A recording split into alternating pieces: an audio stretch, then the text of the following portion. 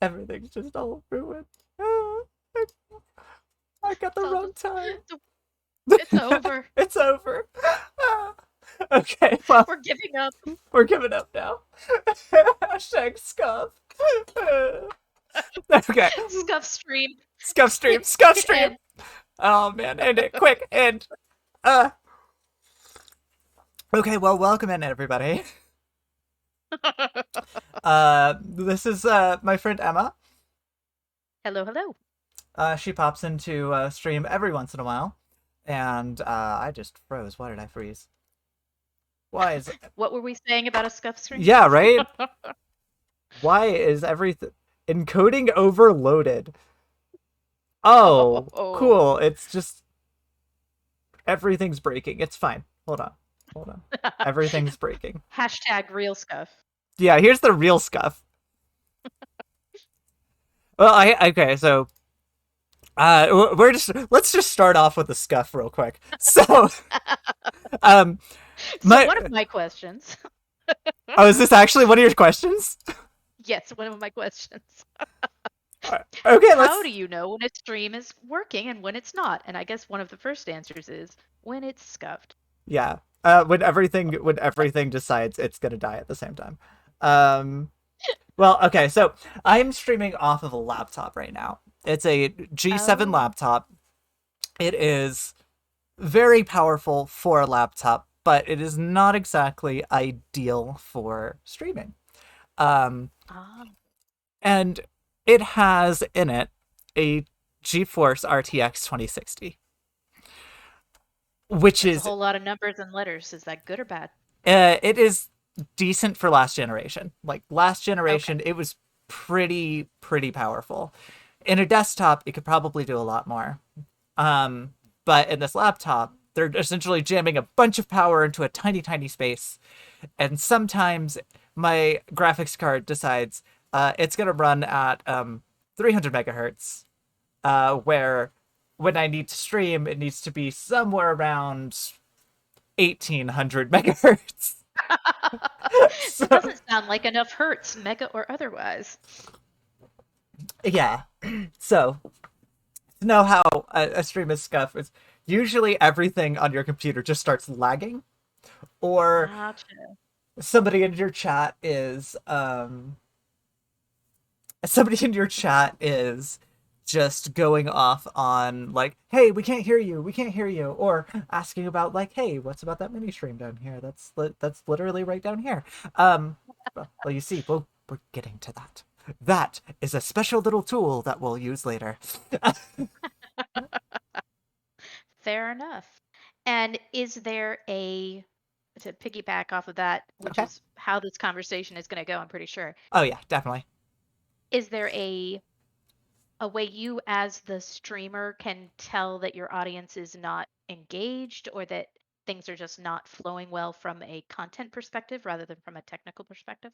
From a content perspective, that's a little more nuanced and different. Um, Please a, elaborate. a lot of people say like, don't look at the numbers, don't look at the numbers. But sometimes it's nice to just you want to have a small eye on the numbers. It's not that you don't want to look at your numbers at all while streaming. If you know where your general average is, especially it's like, hey, I stream every Saturday, which I definitely don't. Today is an off the cuff day for me. But it's say if I streamed every single Saturday and I know generally I get between 8 and 15 people watching me, whether or not they're chatting. A good way to tell is just going right over my number and seeing, oh, well, I'm at less, or I have dropped viewers since. I am not being entertaining. The content that having is not entertaining, or the people themselves are not really vibing with whatever I'm doing today. Um, I've kind of noticed it with, especially a lot of games that are oversaturated. That if you stray away too much away from the normal content that you do or what people kind of follow you for, and you're going off days, it'll make things harder. But even if you're just having, say, a low energy day and you're usually like up and around and like, and you're not doing that, sometimes you could just have your chat and your viewers kind of be like, oh, well, I'm going to go watch somebody else. Low energy in return. Yeah. And when that happens, when things go south, because inevitably it's how the world works, sometimes things will go south. Yeah. Do you change mid thought, midstream? Do you kind of chalk it up as, well, today is not a great day, and kind of finish out on a low note? Like, how do you particularly handle the situation, unless it's just, of course, a depends on the moment? Um, it is kind of, it depends on the moment, but I try to, like, while I'm streaming, have that moment of analyzation. If I am interacting with chat and I'm talking with chat, and it's a, like, say, low number day or a low energy day, but people are still talking with me, they're still engaging, and they're still seeming to enjoy my content, then I'm not going to worry so much about that. And it's like, oh, well, it's just a low number day, or this game isn't going to bring in everybody. Um, but say if my chat themselves are quiet and I realize, oh shit, I'm being quiet, I always try to vamp or fill a lot of air. Like, it is a lot of talking to myself. And do you acknowledge aloud to the chat, hey, this is where we are, we're having a low energy day? Like, do you speak it openly to them, or do you just kind of move on from it without having to say anything? um I usually just move on. Like, Got if I kind of notice it and it's like, if I'm going into a live stream kind of low energy, I will kind of try to let people know this is going to be a, like, chill day, or, something that's not going to be super chaotic. Um, and then that way my audience knows what they're getting into. They're gonna have a lower energy Sora day. It's gonna be more chill, hang out and talk kind of day, instead of me running around like a chicken with my head cut off. Which is everybody's favorite kind of Sora, let's be Oh, honest. I mean, yeah, come on.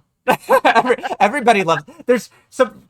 My lovely girlfriend Virtue has put a ton of Gremlin Sora in the chat because people love Gremlin Sora. It's a headless chicken night. It's a headless chicken night. Uh, so, for the audience's awareness, Miss Sora asked me to hop on about 10 minutes early for setup purposes. And so, my top question, because I have a list of questions, is, can you describe your preparation for a stream, both the physical, technical side, and like any prep you do for the content itself? Okay, so, Start at the beginning, work oh your way god. to do Okay, it. so, obviously, like, you need to have OBS set up in a specific way, um, like we did tonight, right before stream. Okay. I have my normal setup for video games and stuff like that. I have an overlay. I've got a chat set up. I have an alert box set up. Um, Stop me at any point if you needed, like, clarification on any of that. Well, less clarification and more a tangent question of, how long did it take you to come up with what, not like to get the art done, but to decide where you want your chat window to be versus where you want your avatar to be in the gameplay? Like, is that still a work in progress at all times? Do you change it per game, or is it kind of you've settled it into what you like and you're going to keep it that way more or less? Uh, as Z says in the comments, um, she made the overlay. She didn't give terribly too much of a choice. We did talk about it. We actually did talk about it.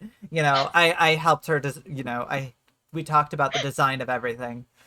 Um, You you let the person who knows the work get the work done. Fair enough. exactly. Usually, down in the bottom right hand corner is where a lot of people put their VTuber avatar, and it's like, this kind of makes sense. It is right there. It is near the game. It's still an eye shot, but it's not going to be obstructive to the game. Mhm. Even though, I'm the star. Really, that half the time the game is really going to be the star of your content. Mhm. What you're doing in a game is, half the battle, as they say. Um, but going with that, it's like, yeah, I just kind of, a lot of it is a design discussion. of where you want things. And sometimes that can be really quick. You already know where you're going to put it. Or it can be like, okay, well, I could put it here or I could put it here. How big do I want it? What text size do I want it? What type of text do I want? Um, I got a bit of art done and I did all of the actual noises for my alert box specifically. Um, because I had a certain theme I wanted to go with. All of my alert boxes are, all my alerts are different bits from me making a cup of coffee, from grinding the beans to brewing the beans to pouring the cup and taking a sip.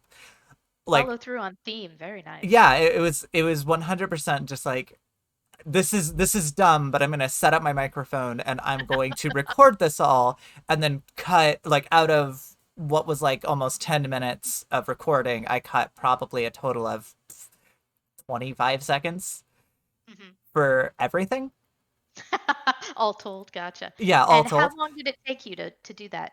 To like listen to that 10 minutes 5 million times until you found the exact moments you wanted? Probably about 2 hours with Gotcha. well, like from the start of recording to finishing up and kind of breaking them down into I think the five different recordings that I have. It probably took me about 2 hours. Uh, and that also is taking out any background noise or anything that's going to sound not so great. Um, that's just kind of picked up by the microphone to try to make it as clean as possible. Gotcha. Okay, back on task. You were talking about setting up your overlay Oh before I yeah, totally tangented. yeah. There's totally tangent. It's fine. This is just how it's gonna go. It this entire cafe is always scuff and always tangential, so it's fine. It's fine. um, um, I'd say it comes down to like, well, I need a source for my game. I need where my game's going exactly, making sure that's perfectly sized out. And then because I use VC Face for this wonderful model of mine, I need it to capture the camera in VC Face, and then I'm using a video capture um, input for OBS, Mhm. and then green screening myself. Right now I'm not green screened, but usually I have a magenta screen behind me uh, that I could just get rid of and make my background transparent. That way, even if I'm doing something in the program itself, you're not going to see it on the stream.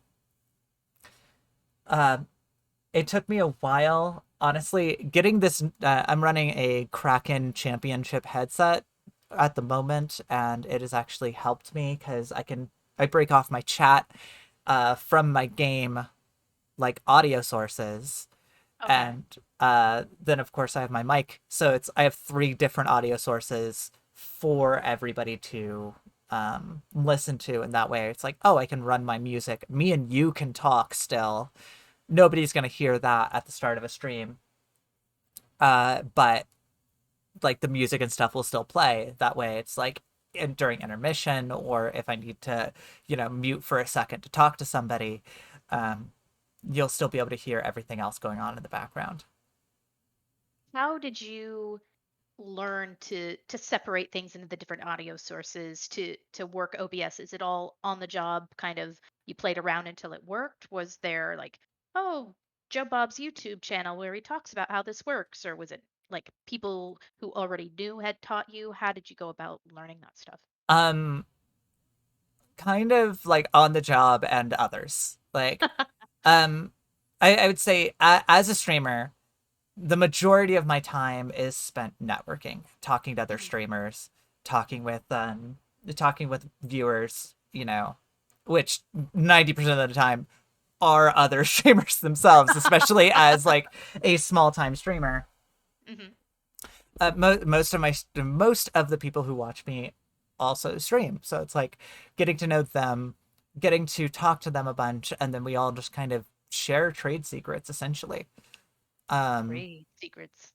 yeah, that's I guess the best way to put it is just sharing those trade secrets, sharing the tricks of the trade, how to work OBS the best, Everybody hydrate. um,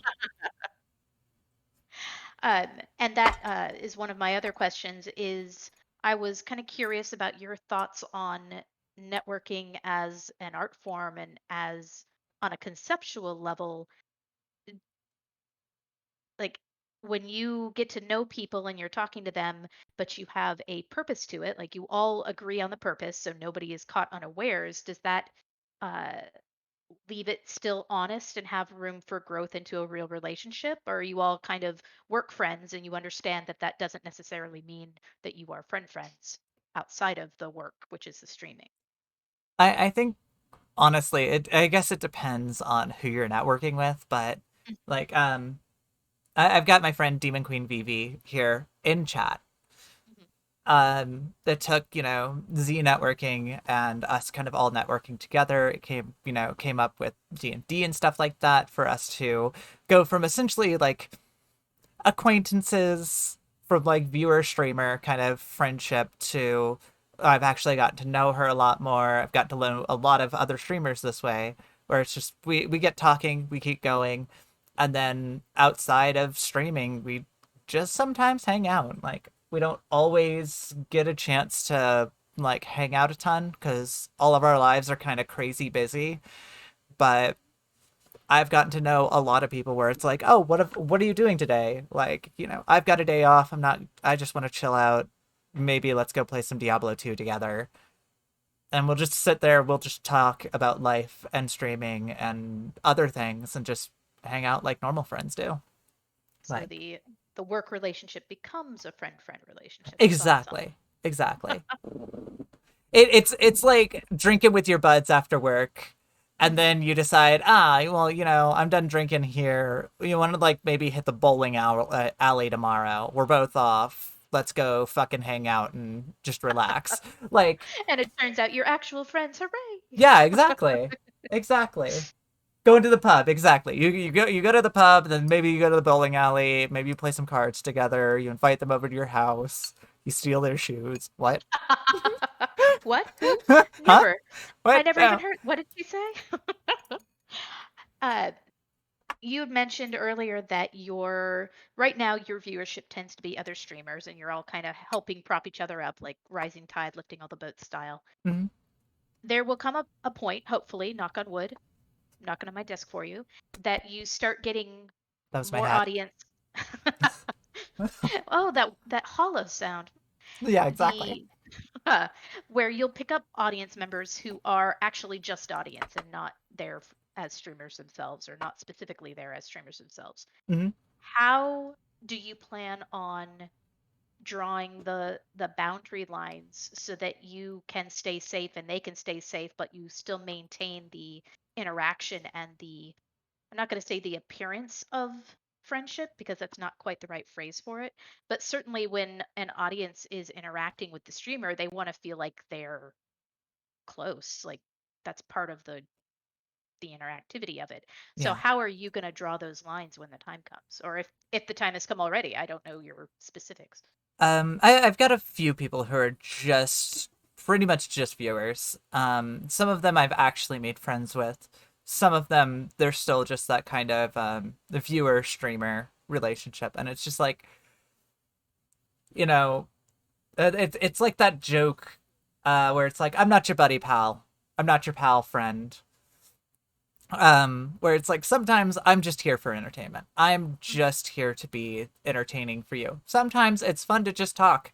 I'm going to talk to a couple of people, and sometimes they're going to know a lot more about me than I will probably ever know about them, which is weird. I've got to say it is definitely different from how I've interacted in, most of my life, but Mhm. some people come by and it's, we're not exactly friends. Obviously, we're here for, they're here for entertainment. I'm here for, you know, chatting and playing games and being a fucking goof on stream.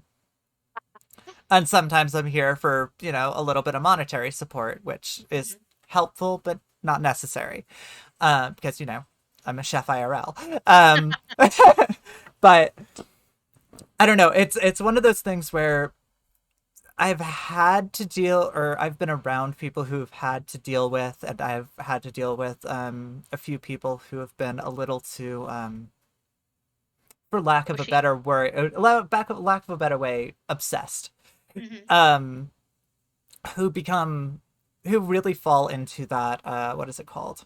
Parasocial. Yeah, the parasocial relationship, and kind of keeping awareness. The VTuber community is pretty good at kind of keeping awareness of this kind of parasocial relationship between streamers and viewers, essentially. And just keeping an eye on it is what your plan is to make sure you don't Yeah, cross. Do you have, like, I know you've got Z there with you, so are yeah. you also relying on friends and family to help kind of cue you in if something goes sideways? I mean, yeah. Honestly, a lot of the VTuber community, for those who are like kind of networked and a lot closer, say like, if my friend Lucy the Crow notices something, or Demon Queen Vivi notices something, Virtue Cat, or, my wife Z, if somebody noticed like this person's kind of acting up in this person's stream, we usually do actually get around and tell each other like if somebody is becoming a problem. Gotcha. Keep an eye out for each other. Awesome.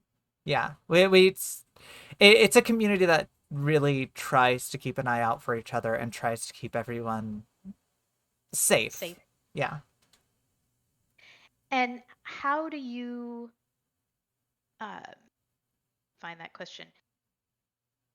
My hair So goes to my face. your so you so asking for money or asking for followers or subscribers or bits or whatever the streamer in general is asking for. Mm. How do you feel about that compared to being an entertainer? Like where where does that fit uh, on a conceptual level between you're just putting yourself out there and hoping people enjoy it versus, yeah, you'd kind of like some money too. That would be awesome. Like, how do you make that work on a personal Uh, level? on a personal level, it is a bit of juggling.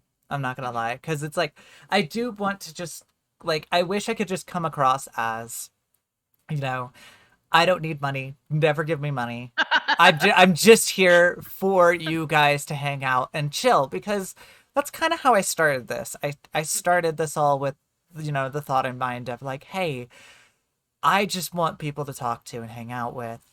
But I'm not gonna lie, with Gotta pay how, them bills. yeah, I still have to pay bills, and it would be nice to one day, you know, look at my head chef and go, do this yourself, and then walk out and then just be a live streamer. Like, I The would dream. I would love to do this for a living. I Hmm. There's a lot of people I know who do this for a living. And I know it can be rough, especially for them, for that kind of, disconnect, because obviously they have to ask for money, because Hmm. how else are they going to pay their fucking bills? Yeah. Where it's like, I've got a job, but my job doesn't pay the best. It's working food service in America, which, even like, unless you are a Hashtag celebrate, we know it. Yeah. yeah, unless you are a celebrated, well-known chef, you're not making dick for fuck as money. Yeah, yeah, I've got the culinary degree. I knew what I was getting into. Yeah, Not there. yeah. Uh, Definitely not. Didn't want to start at the bottom as a salad girl myself. As a salad And girl, oh man, I'm also a salad girl. that's what they told me is like you're gonna start at salads and maybe if you're lucky you'll work your way up. Yeah, right. Um, and unfortunately, I got to buy my insulin. You can't afford insulin Yeah. on salad girl pay. Yeah, exactly. I can't afford a really nice desktop on salad girl pay. I Exactly. can't pay all my bills on salad girl pay. So, Hashtag sad truths. Uh, hashtag. It's like, even though 90% of my job is just prepping, mhm. it's like, oh, but you get paid the big bucks to flip a burger. Cool. Right? Big bucks? Well, never. Sorry, you get paid the big bucks to sit on your ass and go scroll through Twitter. While everybody else flips the burger. Exactly. I mean, what? Huh? What are we talking about again? Okay, back on topic. Streaming, Streaming. streaming. Yes. The um doo doo. Oh yeah, Uh Ray brings up a good point. It's like work on Twitch and be screwed, or get work and get screwed. It's like, yeah, you're not Either wrong. way, it's not going where you want it to go. Yeah, And like, wow, all the thoughts, Emily, get the words out. That's how it works. yeah, you've got The this. I believe I've in you. got this. I can make it happen. I believe in you. uh, and I'll piggyback off of the restaurant experience. Like, because I have the silly culinary degree, one of the things they kind of drove home to us was that a restaurant doesn't succeed on new business. A restaurant succeeds on repeat business. Yeah. So is it similar? Does streaming work the same way? Like it's nice to get new people, but what you really need is the people who keep coming back? Or is it a mix? Or how do you look at that split and kind of focus on one or the other? Honestly, it's a bit of both. It's I wouldn't be here. We wouldn't be having this conversation. I wouldn't have 9 viewers if it wasn't for a lot of my regulars. Um, which as much as we can joke of like, oh, like 9 viewers isn't that much, but thank you, Fat Hamster. Also, that's a fantastic name. Um, Speaking of new viewers. speaking of new viewers, and it's like getting that follow is good. That's nice. It's always a shot of euphoria in the head of being like, ah, yes, somebody enjoyed my content to come and like actually hit that follow button and maybe they'll come back. But it's really the people that come back a lot. Those are the people that really, I guess, matter the most in this industry because they're the ones that keep pushing you higher. Hmm. So, you know, where people say like, oh, well, a restaurant business works on repeat business, and it's like, well, sure, but you still had to get to the point of you're You filling had to the have the new place. people first. Yeah, you needed to have those people to be everybody was at the start there first at some point. Mhm. Yes, the video is supposed to be playing. This is actually I don't know if you can see this on stream, but for everybody who's looking, this is actually my video compilation, just kind of showing off some of the stuff that I've done in the past, all the way back from being a PNG tuber to where I am now, dying horrifically to gravity all the time. It's Um, everybody's favorite way to die. it's everybody's favorite way to die. And so we'll jump off of that idea is that do you work on figuring out what that audience, your repeat audience, enjoys and play to that? Like, there's obviously got to be an element of you enjoying yourself because they're not going to enjoy watching you if you're not having fun. Yeah. But do you make initial decisions or factor in what other people like watching when you are deciding what you're going to stream? Um, I mean, yeah, like I do try to think of like kind of going back to that question of like or with a comment of like bad days, and that can be very much based on the game or the types of game you play. I know a lot of people who are in the VR chat community, and that community itself is very, very enclosed. The people that come and watch VR chat stuff usually stay for VR chat stuff. They don't go around generally for like, oh, well, now I'm gonna go watch Minecraft, you know, or something like that. They want that kind of cute, specific content. So it's like being, yes, I'm a variety streamer, but I do think a lot on like what people seem to enjoy the most. Um, How do you judge that? Numbers. I mean, I And are mean, those numbers and purely interaction. And is that your specific numbers and interaction, or is there a broader industry level view that you guys are able to see behind the curtains? Um, like it is our own specific numbers mostly. Hmm. I don't get a ton of like information from other people, except the people that I do talk to, and sometimes we share ideas, within or your we, network.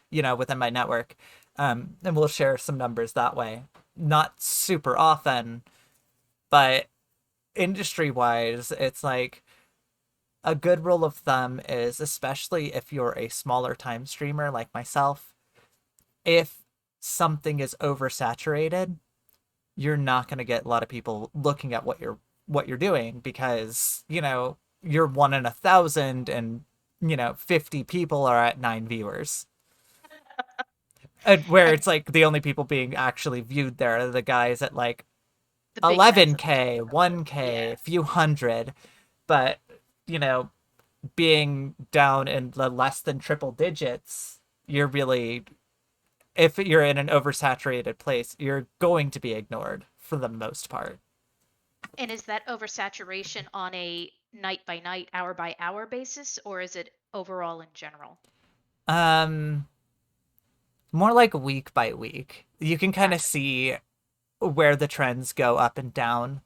Um, Recently, I've been doing a lot more Among Us content, and I've actually gotten a lot more interest from new viewers coming into Among Us stuff. Where if I did this a year ago with Among Us, nobody would see my stream because everybody was doing Among Us. Now it's like, oh, it's Yeah. like maybe a few hundred at most are doing Among Us.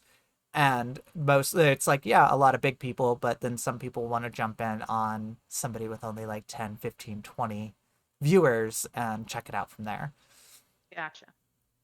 Do you analyze, like, do you pick that on a week by week basis? Like, okay, I've spotted that this game is not being played as often. I'm going to go fill that role for the next week or two. Or do you have a list of games that you kind of enjoy and you pick based off of what you're not seeing?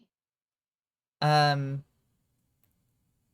I don't always pick the smartest. I will say that. I don't like, recently with New World, it's like, this is just purely me wanting to play a game I want to play. Hmm. Um, so that's not me looking at, oh, this game is completely oversaturated, I don't do MMO content, stuff like this. It's me going, New World, click. um, I want to play the new thing. It's so pretty. exactly. Um, so a lot of it is like, oh well, what have I been playing? Mhm. What have I been enjoying, and what's my current obsession? And um, usually it's good to go with the obsessions that are like, oh, this is not super saturated. Mhm. And usually I don't have the oversaturated hype train of like a lot of the new games, especially the huge AAAs that are coming out. So it's like, um, as it showed on my little thing for a while, I was actually playing some other side, which had like maybe 5 people streaming that at Gotcha. most. I started off playing games like Endless Space where there was nobody streaming it.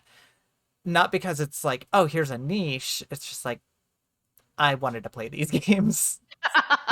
And it just so happened that they were not being seen very much at that point. Yeah, it just so happens there weren't a ton of people live streaming it. So finding a good happy medium Hmm. within those, like if I was a little bit smarter about it, I would pick, the games I enjoy, but specifically the games that I enjoy that are kind of in this middle sector where there's an okay amount of people playing it and like watching it, but it's not oversaturated or undersaturated. You got that nice happy medium.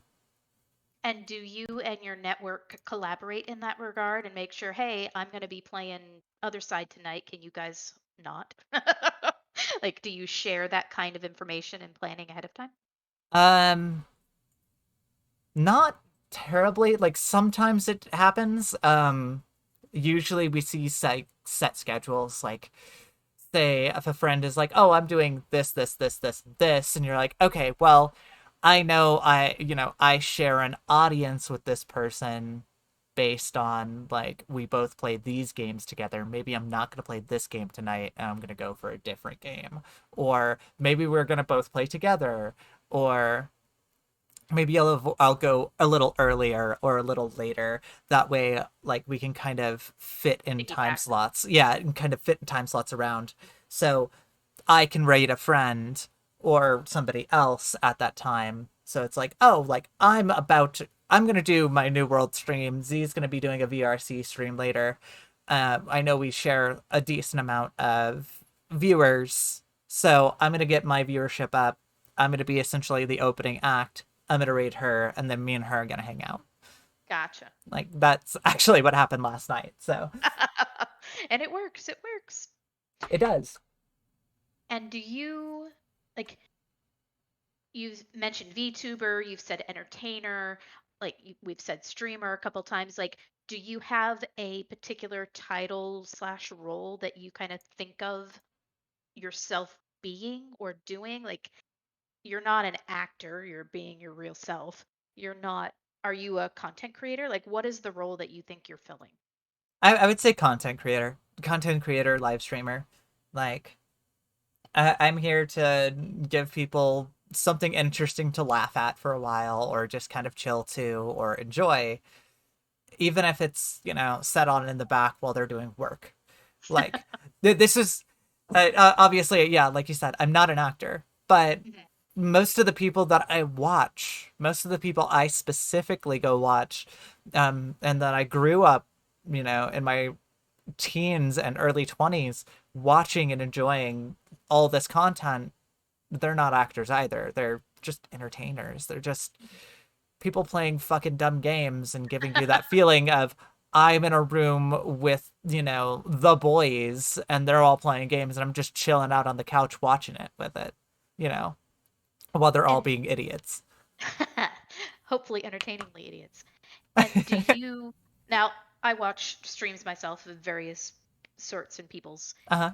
And what I've personally seen is that a it's fairly likely that most streamers are themselves on camera, so to speak, whether it's avatar or otherwise, Uh-huh. but they kind of turn that knob up to 11 Yeah. once they've found the entertaining bits. And so is that something you do at all and or deliberately? Like, have you kind of thought about, okay, these are the things that my audience reacts to, so I'm going to play those up a little bit? Or do you focus on, no, I'm just going to be me and that's going to have to be enough? Like, how do you approach that? Um Honestly, it's like, yeah, you know how you can hang out with some people that you don't know and you get like drunk and then you're just unhinged you. You're 100% you, no holding back. I Just understand intellectually. I've never actually done so. I'm fair, too much of an introvert. Go on. entirely fair. But like even around friends, Hmm. say like you drink and then you get like a little more chatty, a little more open about all your thoughts and stuff. And Right. I've kind of had to train myself to essentially do that all the time. Not actually drink. I don't drink honestly very much at all. Um We find the real truth. yeah, Sora right. is getting drank every night. I'm a fucking alcoholic now. Um, um, you see all these bottles behind me, empty because of me. No, Somebody clip it, and put it oh, on Twitter. no, no, no, don't. Um, but um, it is that kind of idea of like just not just being you, but being 100% you, and having that like eyes are on you. You want to be entertaining, so you might as well. God damn it! Somebody clipped that. Um, so you might as well just be all your emotions. Just I put myself like I wear my emotions on my sleeve as a live streamer. I put myself out there entirely. So what people see is you see me in the raw. You see every dumb laugh, every bit of gremlin energy. This is all me just having fun and being a fucking idiot. Um And is that a facet of your personality that happens just in the normal world as well, like off stream? Are you that much of an extrovert that this, like, because from what I understand intellectually and what I've read, because I don't feel it that way myself, extroverts gain energy from the interaction. Yeah. And Um, so I assume that you do that in person, having unfortunately never met you in person. And unfortunately. then online for the win. Uh, but do you get that same energy back from a stream audience? Sometimes. I'm actually, I don't entirely think of myself as an extrovert. Like, kind of, I guess, the in between, whatever the fuck that is called, because I The do, omnivert. yeah, where it's like I do get energy. I do need time alone sometimes. Mhm. I don't get all my energy from being an extrovert, and some streams can be absolutely exhausting. As Amelia says, it's like turning yourself up to 11. It's a bigger version of you. You're boosting up all of your emotions and how you react. Um, and honestly, the more I've live streamed, the more I've kind of felt comfortable with being this kind of crazy person in real life, outside of just streaming. So what people are getting is definitely still it's definitely still me. I guess just a more open me. Gotcha. Like where, I can be very like tight knots IRL at work. I can be very yes ma'am, yes sir, yes chef at work. But also I was making a joke the other day of how everybody was like, "Ah, yes, Sora's back," because I was gone for a week. I had gone up to Canada for a little bit of a vacation, Mhm. and I know I'm like an ace there. They need me. They need me to do that prep because I'm the one who does it the best. So it's like the joke was like everybody when they first see me, yeah, Sora's back. An hour after that, it's like, oh great, Sora's back. She's so much. Yeah, Capital S, capital M. yeah, yeah. Um, because like I can still be very fucking crazy and loud and a lot at work. Like, uh, sometimes And I that's why they love you at the beginning, at or the most of beginning, the time. yeah, like some people love that. The people who have to work with me every single day are like, God, fucking You're damn at an it, 11 shut all the up. time.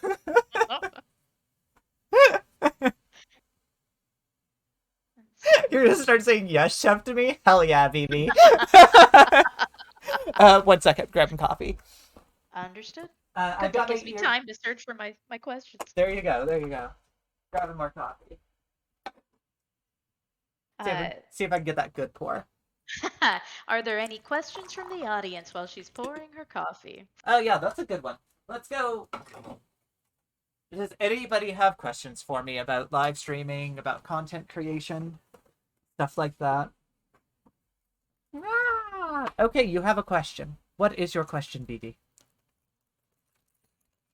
Fire at will. Fire at will. How many tails do I have? Red guy, I have 3 tails. Why am I so poggy? Well, you see. You Start see. from the beginning. This is a very long, detailed response. All right, so it started in the circa 1992 when I was born. Um, When you were but a gleam in your father's eye. when I was but a gleam in my bastard father's eyes. A horrible gleam. And then I was created. Pull forth whole cloth. um, I don't know.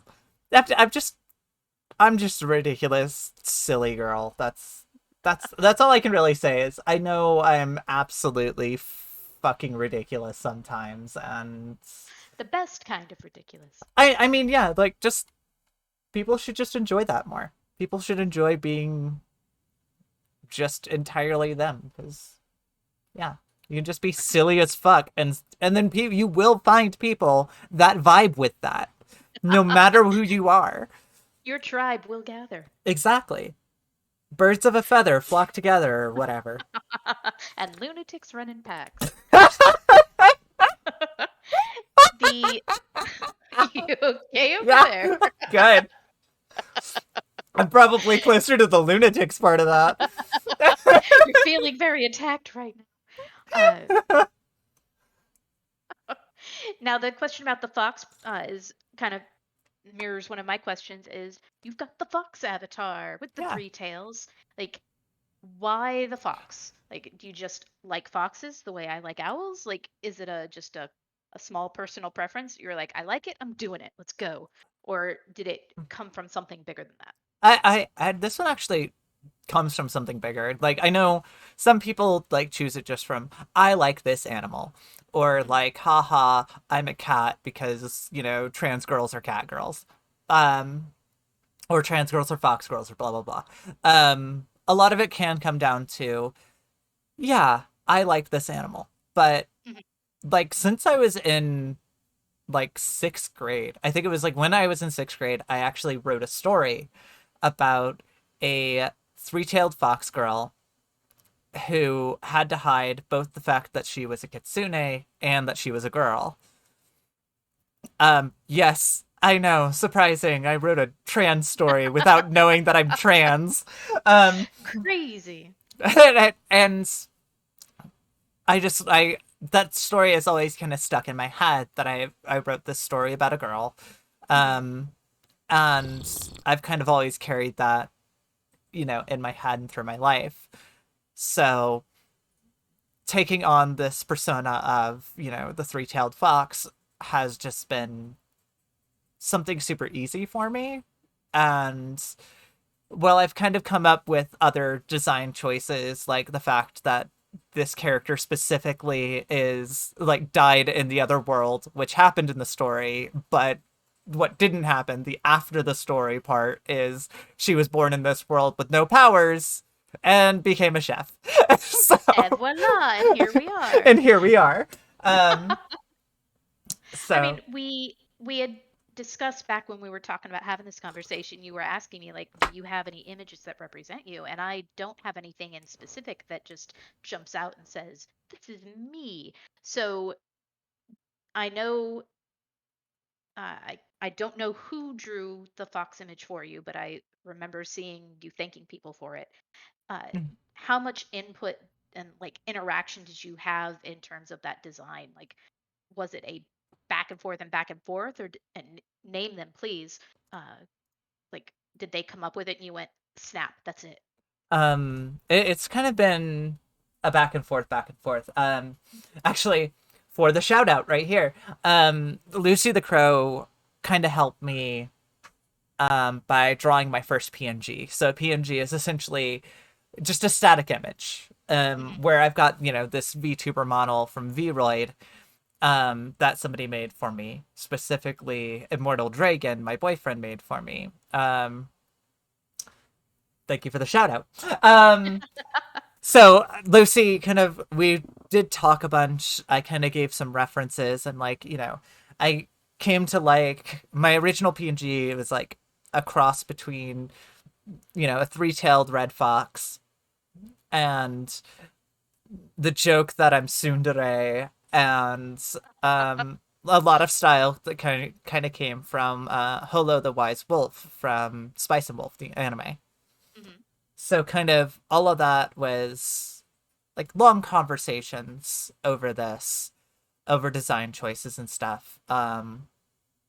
That slowly became like me getting a Vroid and actually becoming a, chef VTuber because, hey, I'm a chef, you Might as know, well do what you know. might as well, yeah, exactly. Might as well do what I know and kind of go down that niche.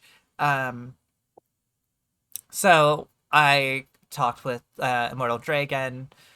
We talked about payment, and he got together this and a couple of other outfits for me, and we all just kind of I found out like, oh, these are the chef coats I want. And he was like, okay, well, here's what I'm doing with this. Does this look good? Like, I gave him essentially what I wanted, and he ran with it. And a lot Gotcha. of what I try to do with when I'm working with artists is I want to know their input on things. Mhm. Like, I want to know what looks good. I want to know what they think about this design and, how it can be improved from an artist's point of view. Um, so And yeah. do you plan on, or are you open at all to the the avatar evolving over time and changing, or have you kind of settled on this is what I like, this is who I am presented through the internet, and this is where I want it to stay? Funnily enough, actually, well, first off, we've definitely worked on their different costume designs and such. Hmm. I think no matter what, I'm going to be staying, the three-tailed fox. Right. How it evolves from there is up to different kind of design choices and what outfits I want and kind of how I can evolve this character to make it more interesting over time. Um, I had actually had of Thursday, might have had a long design discussion with somebody. So that might be a good long while before we see anything out of it. But But it is talking about, upcoming. yeah, it is upcoming. So it's definitely um, comes down to where like I'm going in the future, and my plans for the future definitely will change kind of as things go. This character came about because of me being a chef. I'm actually going to switch this character here that I'm turning to. Started off as a yandere joke. Um, Oh, started hello. up. Hello, can you see me now? There we Oh go. yeah. It popped into place and the boobs went jiggle. Go And the for it. boob, yeah, there we go. So this design all came out of like I like creepy pastas, I like scary things, and starting with the thought of like, oh, yandere, like Mhm. somebody releasing the yandere out upon the world, which happened like canonically through live streams, and this character just kind of came alive in my head of like how she looks. And I kind of, obviously we started with um my normal Sora avatar as a base for who is Shinako here. um Ended up giving her a name and then working on her design. I did the eyes personally, and then Jay helped me fully make like the hair and the outfit and everything like that. So, I've got the creepy, scary version of me. Um, It's the dark, the shadows above the eyes that really give it away. exactly. And do you keep these avatars for a specific purpose? Like, do you have the D&D DM avatar, and then you've got the we're playing food games avatar, and now we're gonna play other side. Like, do you switch them up to a specific purpose, or is it just depending on your mood at any given moment? It kind of depends, I think, more on the day. Like if I'm working that day or if I'm going to stick to the normal, it's going to be boom, Sora in her chef coat. Hmm. If we're going to be playing something that is a little more murdery or a little more horror, we're going to go with especially this one for Shineko. Like the full on bloody, haha, I'm going to kill you kind of Flattered sort character. of. Right. Exactly. Um, we've got like my waking up cozy, uh you know this is like full on like Jammy comfy mode cozy, yeah, engaged. jammy mode. So it's like I have different reasons and different like ways for everything. Oh, get you Oh, turned correctly, there we go. full um body. so yeah, we've got like all of that. Gotcha. um and then like on top of that, just like, oh, here's my day off, here's like my summer avatar, or like, and it just depends almost on the day, Gotcha. of like what I'm doing and how I'm feeling that day, of like what avatar I'm going to use. And you'd mentioned earlier that plans for the future, and I'm not going to ask you what those plans are. They will unfold in the fullness of time. But I am curious Mhm. if, like, are you planning on a 6 month basis, on a 5 year basis? Like, how far ahead are you planning and taking steps to work towards those plans? Usually closer to like a 6 month basis. I know a lot of people are like, oh, like here's a 5 year plan or whatever. I'm like, I don't really have that. My 5 year plan is hopefully I'm, a Doing pretty more, hopefully better. I'm a pretty decent streamer, or like a kind of like I want to become a top tier streamer. Hmm. That's that's the play, that's the plan. Um but I can't say for sure I will be like, say, top 10,000 streamers, top few thousand streamers. I can't say for sure I'm going to have thousands of people watching me, which where I want to be one day, yes. I can't exactly say for sure if I'm going to if I'm going to be there for sticking it out that long, because And how are you going to, and I'm going to assume here and have faith that you will get there in time okay. when you're ready. How are you going to maintain the authenticity and the friendship building that you have with your audience where it is right now when you get to the point that you have 1,000 odd people watching you and like the chat's flying at 10 million miles a minute with everybody shouting hi and pay attention to me and say happy birthday?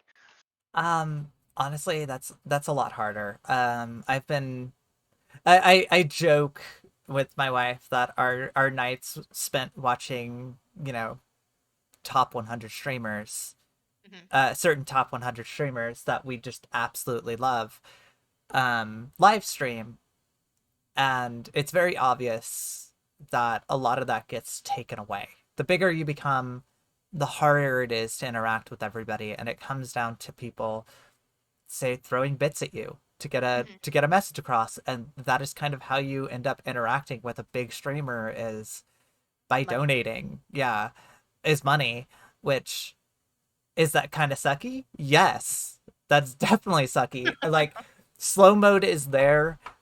Eventually, even with slow mode, once you hit like 2,000 people all trying to like interact at the same time, you can have like a lot of your friends and stuff, and you're going to be spending probably most of your time talking with your friends or just talking to chat in general, Hmm. versus that kind of more one-on-one feel where, I can specifically call out like, hey, Demon Queen Vivi, hey, Virtue Cat, hey, Ray, hey, Tim. Like, Hmm. it's gonna suck when that happens. I'm not gonna lie. Like, yes, do I want to get up there? Yes, I want to climb that mountain, You're but gonna do it. I'm gonna do it because I want to give out that kind of content that helped me survive so many years. Hmm. I want to be that kind of person for thousands of people, tens of thousands of people even. Um I want to be that person for other people to sit and watch and unwind, because they don't have any energy to play a video game. So they're going to watch a dumb fox girl play a video game instead. And I admit, like, one of the streamers I watched, I found her on accident purely because I was grieving from my dad passing earlier this year, and uh, I just needed somebody to listen to. And I didn't have to care about what they were doing. It was just a voice in the background. So I can totally understand wanting to provide that level of comfort, yeah. haha, comfort streamers, haha, to as many people as possible, while still, like, again, we're practical people. There is nothing wrong with saying that bills got to be paid. We don't live in a world where there aren't no bills. Yeah. That's just how it is. We still live in capitalism. Exactly. So as much as I want to give away my food for free and make food for a bunch of people and then live stream for a ton of other people, all for free, I still have bills to pay because we live in capitalism. It's not like Exactly. everything is for, we all have bills to pay, and I understand This that. is not Star Trek. Yeah, this ain't Star Trek, baby. This is capitalism. Um Oh boy. Hooray. Um, and right? Vivi is mentioning kind of being scared of getting to that point. And do you feel that as well, that kind of fear? And how do you approach it? Yeah. I spend a lot of my time trying to get to know people, trying to kind of forge these friendships. So if I ever get there, I'll have at least, the 200 or more VIPs that you can have. Mhm. And when I see that diamond, I know this is a friend of mine that I'm talking with. This is somebody I can engage with directly in chat, and it makes it a lot easier to do so. Um, yes, like that diamond that you have, Emma. Ooh, It's fancy. right. It's fancy. Yeah, right, BB. Things aren't free. What? Things Shock. cost money. If I Um, had a pearl necklace, I would be clutching at it right now. exactly. Shock. But yeah, Uh, it's scary, and I try to do what I can to kind of foster as much community as I can, because I don't want, like, eventually it's not going to just be focused on me. It's going to be focused on the community around the content I do. So fostering a certain kind of really welcoming, very kind community that is kind of the tenets of how I stream and how I am is kind of where I think I have to go. the foundation that will grow into some a framework. Yeah, so it's not just people coming just for me, but maybe, they grow friendships through watching my content, and they hang out in my Discord. And like, I've seen so many stories of people being like, thank you to certain streamers and content creators, because it's like, oh, I met some of my best friends here. I met my wife here. And it's like, I understand that, because I came from a community around a game called Dead Frontier, where I have some of my longest friend online friendships had come from there. Right. So yeah, Uh, Understandable. I married my best friend because of meeting online playing games. there you go. There you go. And that's just, I guess one day we'll get, I want to get to there. Hmm. You want to be the person thanked. Yeah. I want to be the person with the community that fosters that kind of friendship and kind of relationships that bring people together. Awesome. Ping. Put a pin in that one. We can Boom. clip that one too. Uh, Oh, Hashtag the real truth. the real truth. um, on a totally separate note, because it's next in my list of questions, uh, Okay. you run D&D games. We I have talked do. about D&D. uh, the how much planning and preparation do you do both ahead, like for the campaign as a whole and for a specific session? Can you run through the steps for that? What is your artistic vision? Okay, so here is how I D&D. Tell us how you D&D. Just really, really long sip. Um, so, oh, I usually get an overarch in my head. I like to have a base of things. Hi, baby. Um, I like to have a base of things. So for my homebrew that I do, specifically, I know where the story goes. I know what the plot is, and if crazy things happen in between or whatever, things get into disarray, it's just really guidelines. Like, I know the MacGuffin, I know the basic plot structure, and from there, everything just kind of slowly builds off of the characters' backstories, and like who they are and what they do. Um, I'll usually do just like some very, very simple notes. I'll do very simple things when prepping for D&D. Um, and a lot of the prep ends up, because I'm used to doing theater of the mind. Right. that is where I started as D&D. We didn't have a board, we didn't have money for, all of the miniatures, we didn't have time for painting a bunch of miniatures. So we did Theater of the Mind. Only making battle maps or like maps and stuff like that when things got crazy. Everything else is just in my head. Right. Um, so I'm very much an improv D&D uh, dungeon master Hmm. because it's like, yeah, I know where the start is.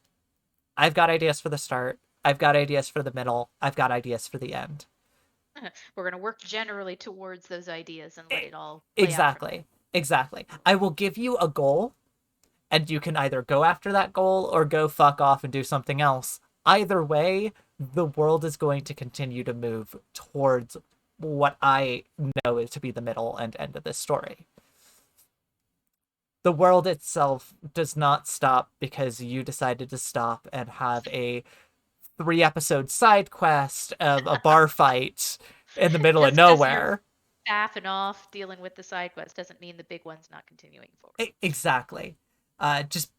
Just because of that, exactly. So it's like I know where the story goes, and I think a lot outside. Like I don't do a ton of prep. I don't put down a ton of notes. I don't sit there and build out a world like huge wise, map wise. I don't generally do that. I just have it in my head of like Gotcha. what's going on. Um, I've built an entire, marketplace on a hand before as a joke. Um, but I had that entire city mapped out in my head of like where that goes. Hmm. I've never, put pen to paper on something like that. It is created but not official. Exactly. It's created but not official. And in that vein, with the advent of things like Critical Role, how are you differentiating yourself from the bajillions of D&D games I'm sure that are ongoing at any given time these days? Now Um, that people have realized that D&D is awesome and they're suddenly jumping on the bandwagon, the Johnny come latelys. the Johnny Come Latelys. What is it? What is it even not? Hold on. There's my question for you. What is a Johnny Come Lately? The people who jumped on the bandwagon late, we've been playing since our teens. Oh, yeah, yeah, yeah. Oh, I've been playing since I was in my Yeah. early 20s. um, That's still longer than people who started 5 minutes ago. yeah, true. I'm busy Um, gatekeeping here. Go ahead. I'm just a gatekeeper. um, so how I've been trying to differentiate myself, like with my live streams and stuff, have really been like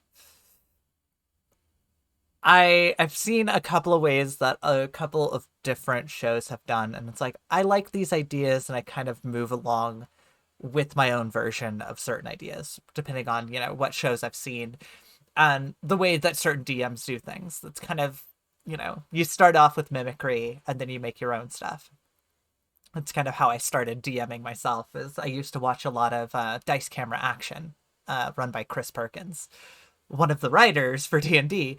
Um, and it's like I started watching him, and a lot of my early like DMing style and ideas kind of came from that. It just slowly evolved over time with the different games that I've been in. Um, for live streaming itself, I actually I was like, okay, well, I want to introduce like the ability to get for the audience to interact with this world. This audience is essentially a player. Right. When like my last episode, they were all going up against a big, essentially drug lord, bad guy, underground mastermind. Thank you. Was there a mustache being twirled? Important question. No, but he was a tiefling with a giant scar on his face, Oh, very good. Just and like talking out of the side of his mouth. Um, but somebody donated during that. mhm. They gifted 5 subs during that, and I was like, okay, somebody roll me a D100. Something random's gonna happen here. Like, we're going to have a positive or negative effect on this fight now. And the entire place just blows up in a thing of fucking fog. So they're inside of a building, and this entire place becomes fog, and now they're fighting through fog. Like, that is all because of the audience. Mhm. I've got rewards as well for like giving magical items to my players. I've kind of made it a little more random on how you get magic items instead of, people picking their favorite character and being like, here, you get a magic item, because I don't want it to become very like one person getting a bunch of items. Right. Um, Unless that's how the random roll falls. yeah, and unless that's like, if RNGesus says you get a bunch of magic items, RNGesus is going to give you a bunch of magic items. But I can start taking you out of the roles at that point. Like, this person has a lot of magic items. I'm not going to give this, common magic or this uncommon magical item to them. We're just going to roll on the table, or Right. we're going to roll for everybody else.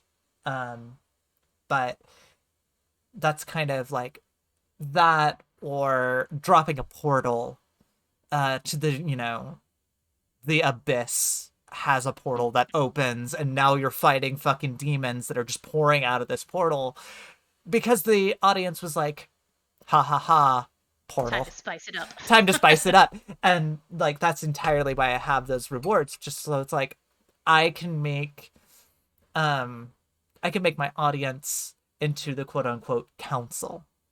Mhm. The council decides a lot of things that goes on. The Greek chorus in the background. And Exactly. a question for the audience, those of you who have watched and participated, do you find that interaction is valuable? Are you enjoying having that kind of direct touch on what's happening on screen, so to speak? We're turning to the audience now. The Turn microphone it. is out. Yes, we're looking to the audience. Fog was pretty poggers, but I'm usually the one cursing at the fog. True, as the player, you're maybe wishing that you could spend channel points right in the moment. Yeah, I, I honestly would love to know this, especially for those who, aren't in my player groups. Um, coughs at 82k points. Jesus, baby. Why aren't you making her drink more water? I have a timer. um, God damn it. Well done, There's thee. there's my hydrate, sip of coffee, posture check, and stretch all in one. I'm gonna have to get more coffee. I've just been drinking it this whole time, so only redeemed only because you redeemed a lot back in Rule of 3.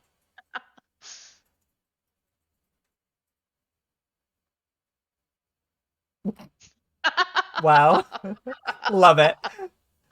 Um, We know who the original fan was. yeah, exactly. The original fan was Z. Um, but yeah, so yeah, virtue. What do you think of these ideas of specifically like being able to redeem items and stuff like that, if you're still listening? You haven't been paying attention? Fair enough. Fair enough.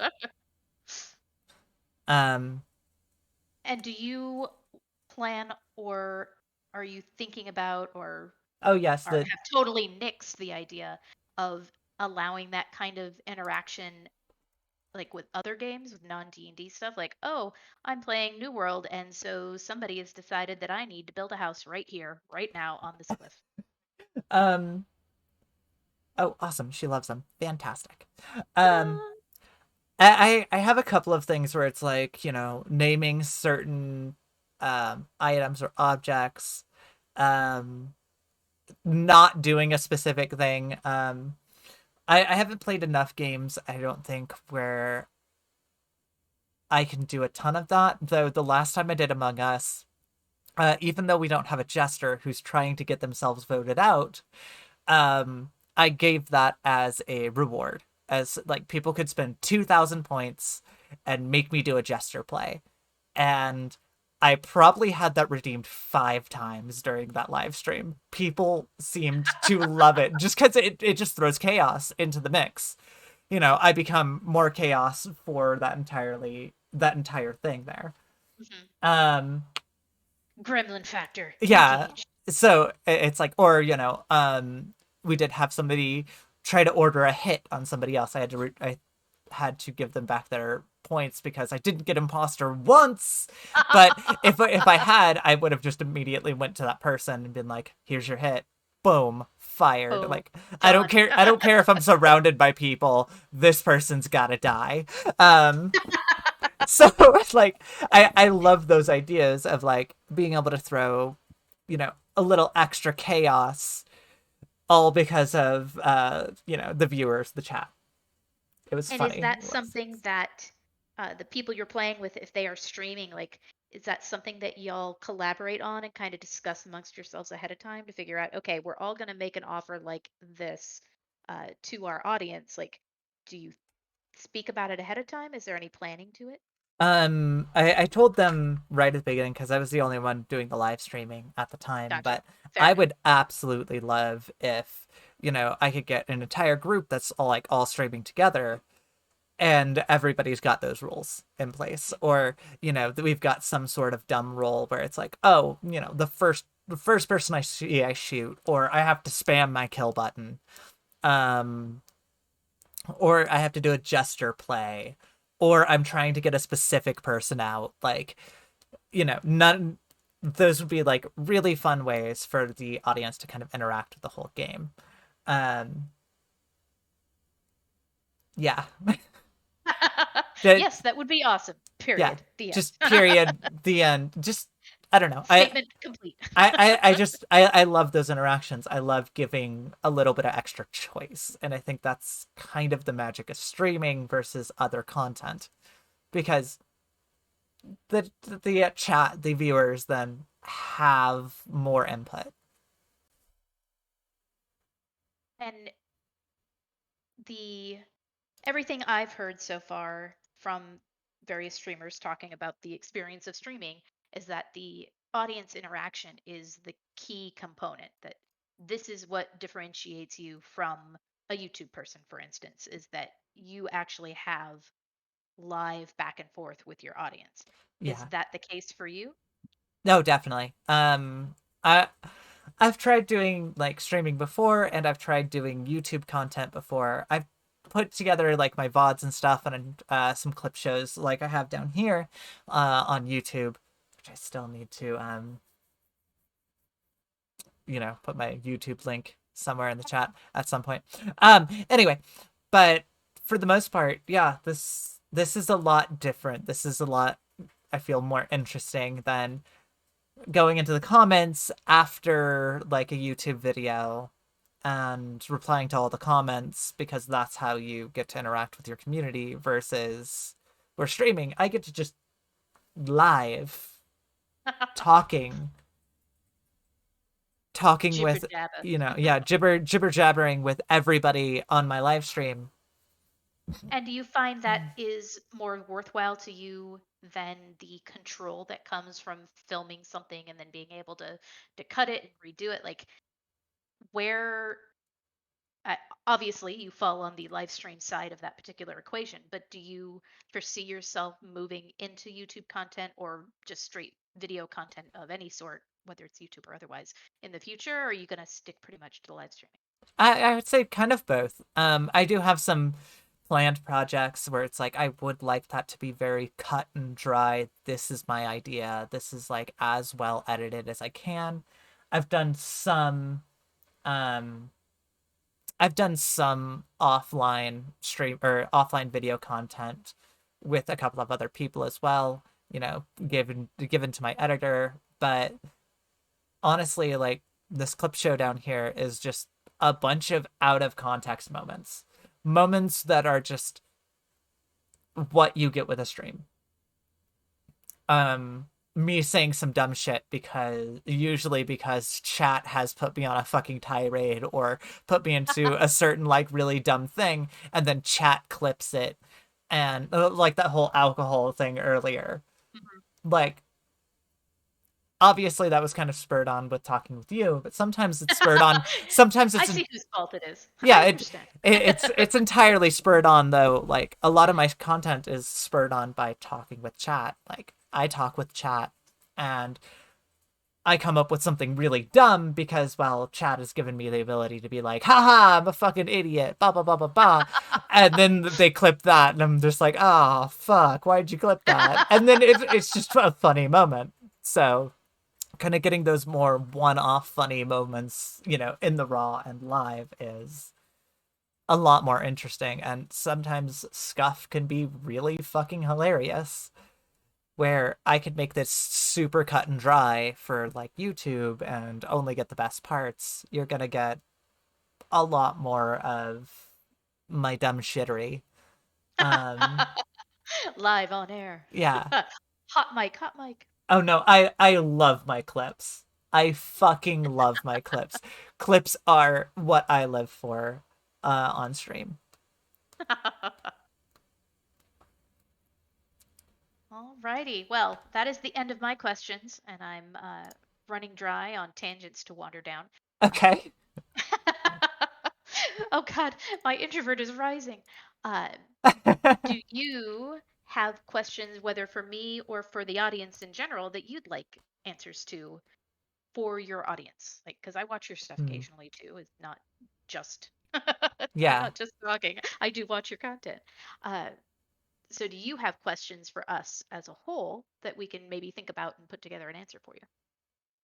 Oh God, I was thinking This of is an something. interview where you have to ask your own questions in return, and we're all judging you based on Yeah, what you yeah, ask. exactly. And you're judging. It's like Jeopardy, except instead of coming up with an answer, I just get you judging me. Um, Quick, everybody, put your judgy hats on. Get ready to yeah. stare intently. um, I don't know. I guess like a lot of things that come to my mind is where I have to gauge a lot by myself. It's like trying to wonder what people's favorite content is. Like, does it come from games? I know I've asked this on Twitter before, and it's like, does it come from the games? Does it come from me being an absolute fucking weirdo and gremlin? Is it just the D&D stuff? Like, or is it like all of the above? And I know a couple of people have said all of the above before, but it's like Vivi wants more Roblox, so you're gonna need to jump on that. oh, shit. I guess we're gonna VV, are we crab gaming together? Oh, Minesweeper. Ah, Oh fantastic. Yes. yeah. Love that. Love that Minesweeper. Oh I'm yeah. I'm I'm very wise on I don't know what the fuck I'm saying. In that space. And this is where you see me hating my audience. I love These are you all guys. hashtag real answers, so we're gonna need a strain for Yes. each of these. Yeah. Thank you very much. Love you guys. You're all assholes.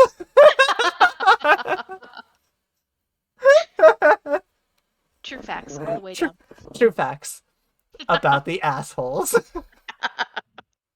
um, but yeah, it's like that always ends up like, what content do people like? What content do people want to see? Is a lot of the questions that come to my mind. Um, a coffee review stream. That sounds More Mavis Beacon. Coffee review could actually be interesting here. hmm You didn't say anything, Red. I'm talking about specifically Vivi and Z and Pez. Those three I would are like to note that I absolute totally gremlins. second on Minesweeper because it's a fascinating, yeah, game. But really? No, no, I'm a liar. I was like, what? Solitaire stream, uwu. Yeah, Z's an asshole. Okay, this is the woman I married. Such an asshole. But yeah, so that like most of my questions come down to that, and it's like it's a lot of guesswork of like what people don't like. Can we have a dice rolling stream where I'm just rolling dice the whole time? Yes. Slowly. Just slowly rolling dice. I'm just gonna. Rattle, clatter, clatter, clatter. We're just gonna. Hold on. Hold on. I've got this. I've got this. I've got this. Okay, ready? I got that dice ASMR. Hold on. Oh yeah, that's stuff. There you go. Hey, just in time, my YouTube stuff. Um, there's my YouTube channel right there.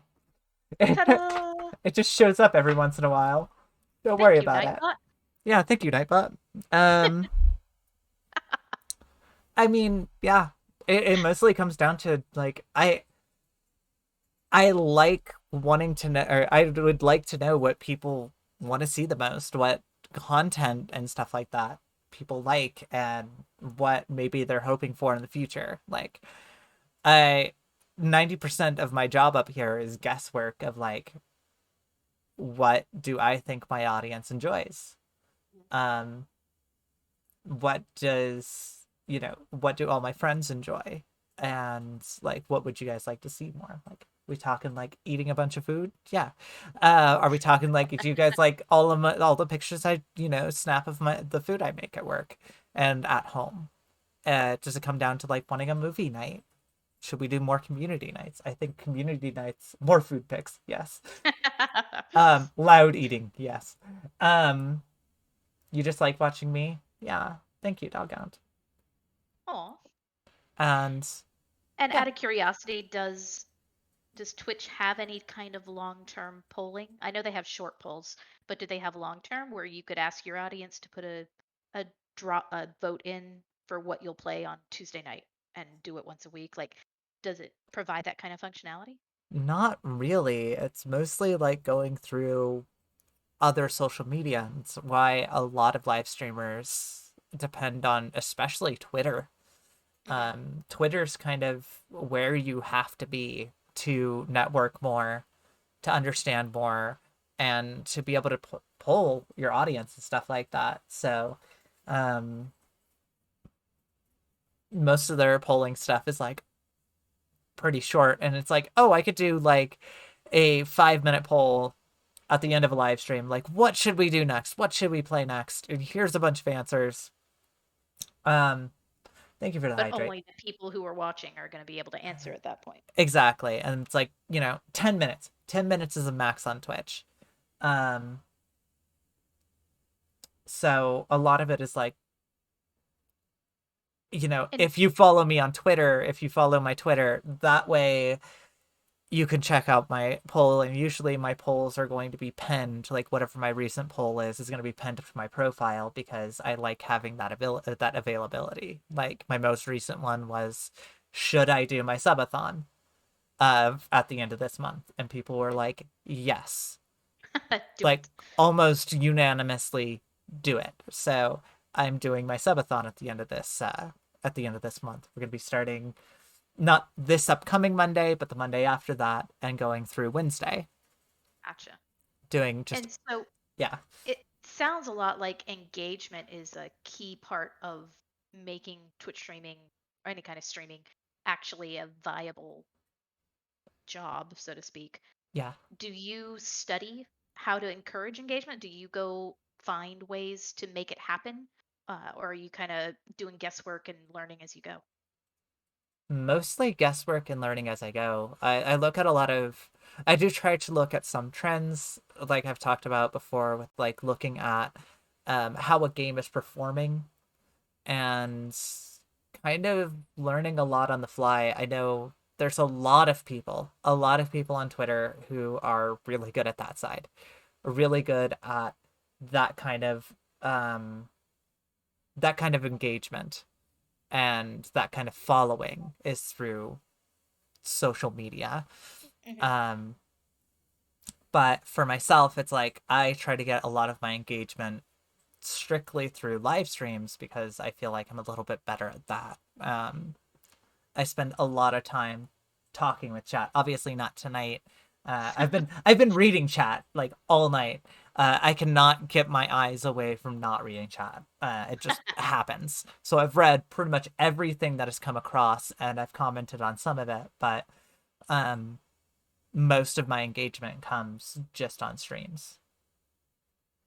And Vivi, Vivi, Vivi, oh, Vivi, I love you. I do aw. love you, Vivi. You're adorable, and like the most adorable evil person I've ever met. And you're also not very evil. You're not very good at being evil. I mean, you're very good at being evil. I'm lying to her. The camera's still on. Hot Oh, mic, hot mic. shit. So as an artist, which you're an entertainer, so I'm gonna and a chef, so you are an artist. Uh, do you feel that you suffer from the typical artist quote unquote failings of being flighty and not having great grasp on time management, numbers, and all the like silly practical nitty gritty pieces of it that your stereotypical artist has trouble with? Do you feel that you suffer from those? uh, Time is a construct and doesn't exist in my head. No, I am notorious at my job at being late. Because I'm bad at time management. Mhm. I'm bad at getting up in the morning and getting to work. And I'm bad at time management and thinking, oh, like I've got like 45 minutes. I could do all of these things. And no, I can't. And I know I can't because the last time I tried to do it, obviously I couldn't either. So, I mean, even tonight started off with me going, yeah, we're doing this interview at 6 and then starting at 5. So time doesn't exist. It is a construct, and I'm just really bad at that. Yes. Huh. Um, Does I that extend kind of all the way through all the typical artist things with monies and not just starting on time, but have everything work and making sure you've got the right coffee ordered? Like, do you have all of that kind of always a problem for you? Oh yeah, definitely. Like I think we started two D&D games ago. I couldn't figure out what was wrong with why was my mic going wrong because I don't Mhm. didn't have my normal setup, and we figured out probably 30 minutes in that it was going through the shitty mic on my laptop and not through my Oh, headset mic, and it took me like 30 minutes to figure that out. Um, and ouch, ouch. and someone in my viewership being not the kindest when they Ooh. when they talked about it because they just popped in, said essentially like there's a bunch of unnecessary echo and your sound quality's shit, and then they fucking disappeared. I'm like, wow, dude. First off, Rough. Rude. called out in 4K, but also fucking rude. Shit. Um, You don't have to be awful about it. exactly. Yeah, and it like fucking rude. Yeah, that's what it was. Crappy quality, unnecessary echoes. Yeah, that's kind of a dick move. Like you could have just been like, there's a bunch of echoing. What's going on with your mic? And I would have been like, oh shit, okay, this is the problem. I figured it out. Instead of being like, oh, well, fuck me then. Cool. Rude. Yeah. And do you think that streamers in general are artists enough that they kind of across the board in a very generalized sense suffer that kind of problem? Or are there some who are actually good about keeping on schedule and making sure things happen the way that they totally, absolutely planned and definitely didn't wink about?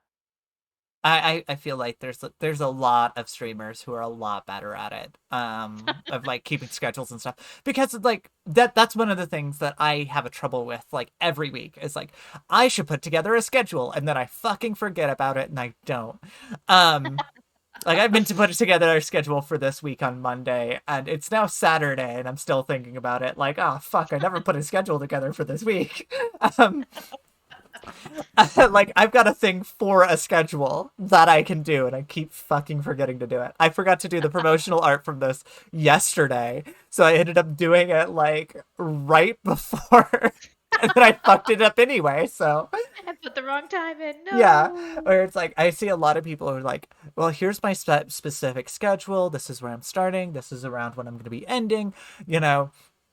these are the games I'm going to be playing. They've got their whole week set out, and there's a lot of live streamers that do that. But there's also a lot of live streamers who are Loosey goosey. hectic, loosey goosey, spastic like myself. Um, And is that a selling point? Do you kind of not pride, but kind of enjoy the loosey goosiness of it? Sometimes. Honestly, I wish I was a little better organized because I feel like that could help with engagement and could help with, people knowing when I'm going to live stream instead of just looking at their phone and going, oh, fuck, she's live streaming? Um, or like seeing it at my Discord that, hey, I'm going to be live streaming. And it's like, oh, well, like, I've got 10 people who interact in my Discord, or like 20 people that interact in my Discord, and almost 600 follow, or like over 600 followers. So it's like I've got like 400 people on Twitter who could see this and go like, oh, here's her schedule. This is like, I know when she's going to be live streaming. I can pop in on one of these. Mhm. Um, and the only thing I do have down is every Tuesday is D&D. Right. We try to, start our stream at 6 p.m. By 6:20, 6:30 at the latest, we are actually starting D&D. And that is every Tuesday. Mhm. And every Sunday we try to do a live stream for Get Good. Fuck, I haven't thought of a game for Get Good. Shit, damn it. By the way, you have a live stream tomorrow that you need to make a plan for. Fuck. By the way, tomorrow is Sunday. Yeah, Like, tomorrow it's already Saturday. Shit. Tomorrow's Sunday. And we're supposed to be doing some more stuff tomorrow.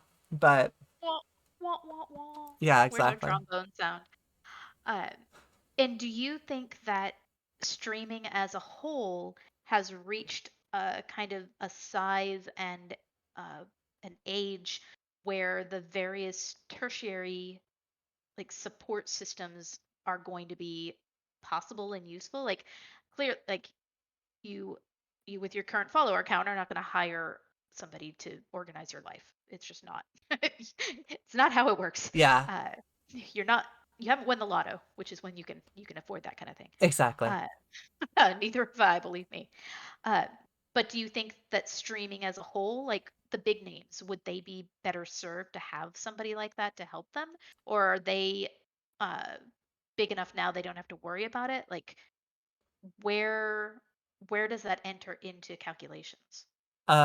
Honestly, I think, once you hit a certain level, hiring editors, hiring somebody to do organization for you and stuff like that to help keep you on track is probably a good idea. Like, you're probably going to end up like, even as a small streamer, I can spend a lot of money on art and assets and other things like that. And the bigger you get, the more recognizable you want your name. So Mhm. you get bigger on top of that. So, you want really super high quality, um, fuck, what are they called? Stingers. You want really high quality stingers, which are like transitions, like animated Mhm. transitions for your stream. You want a really well put together editing crew, or like really well put together editing stuff.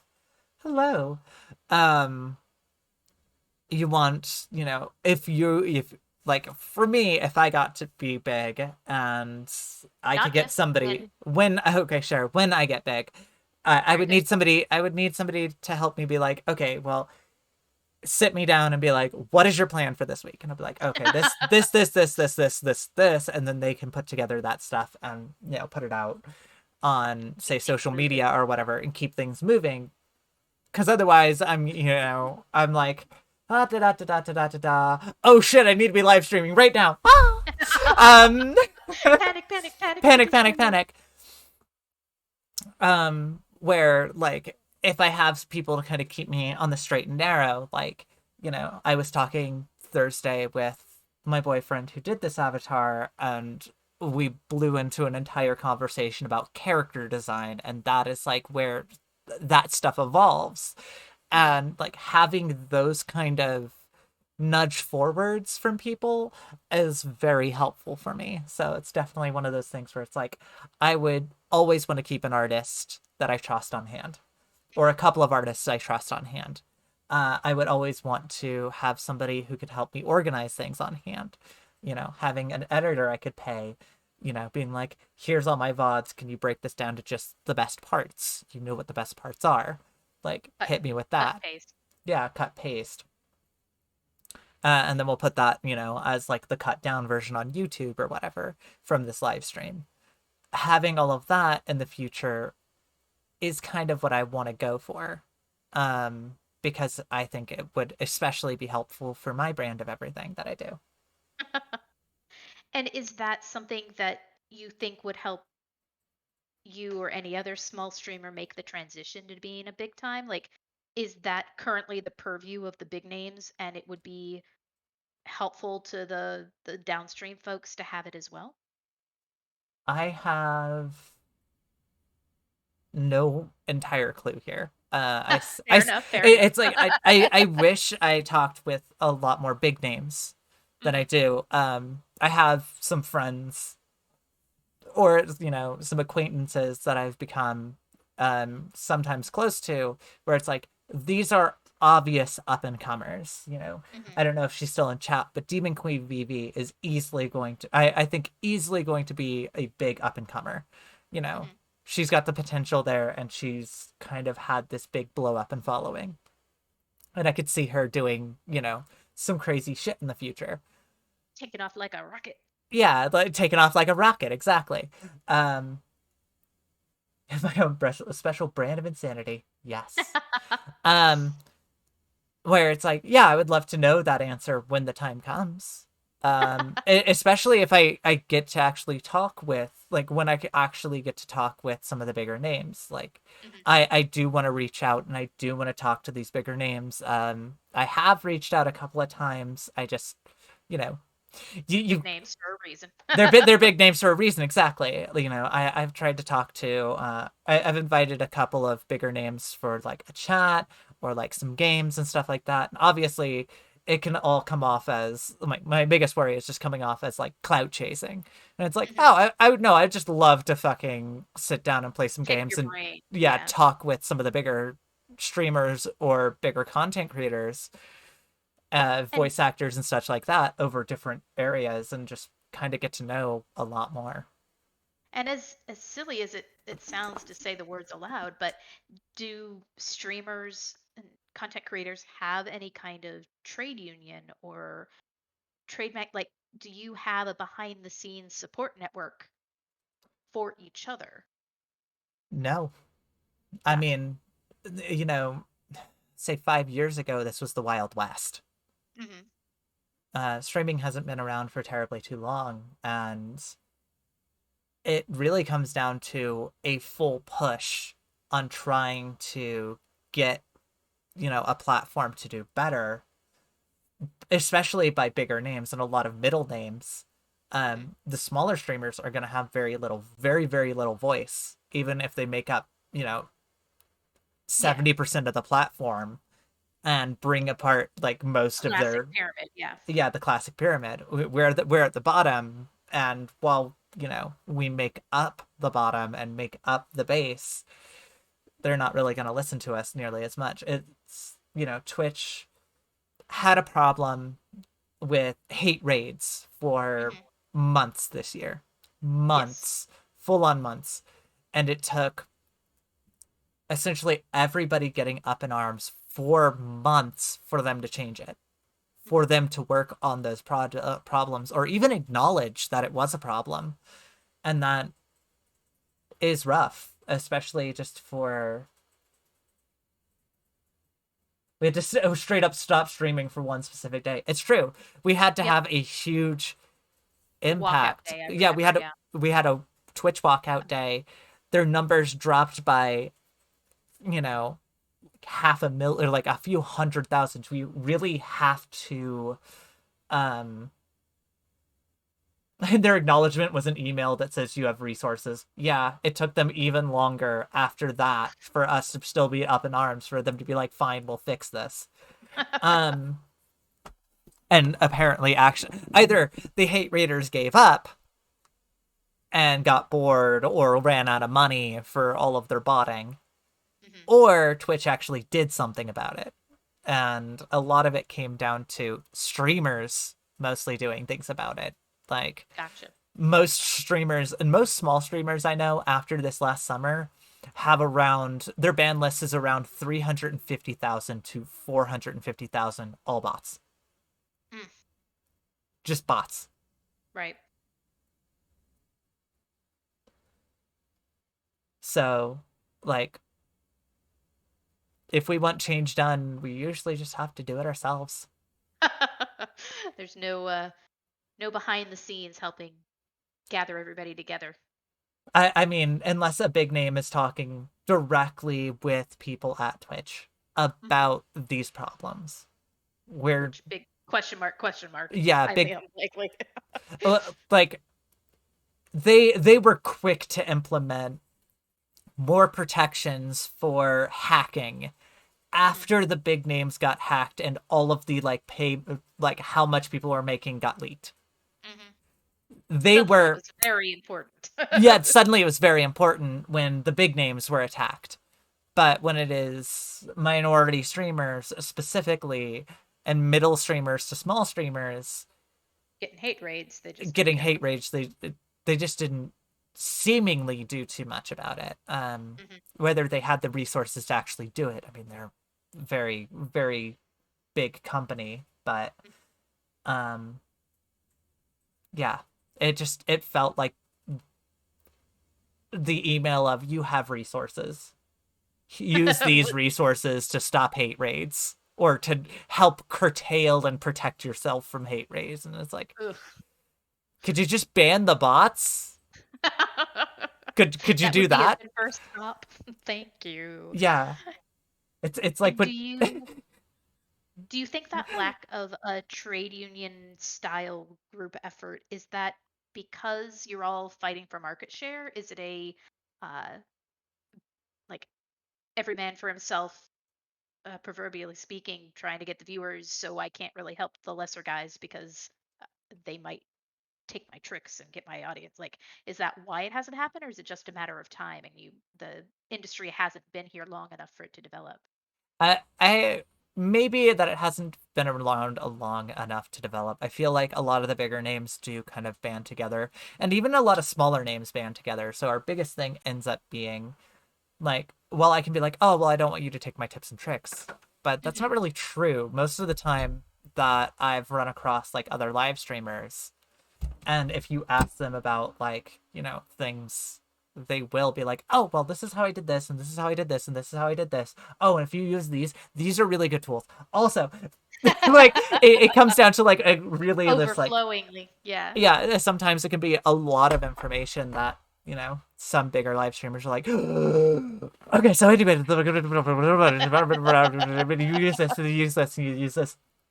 And there is a lot of like trying to protect, communities and others. Like, Mm. the VTuber community, as much as we joke about how much drama there constantly is, um, a lot of it comes down to us wanting to protect, you know, smaller streamers and younger people and just our audiences and people within this community. Like, we've had we've had a streamer before who took advantage of a lot of her close friends. It was very manipulative.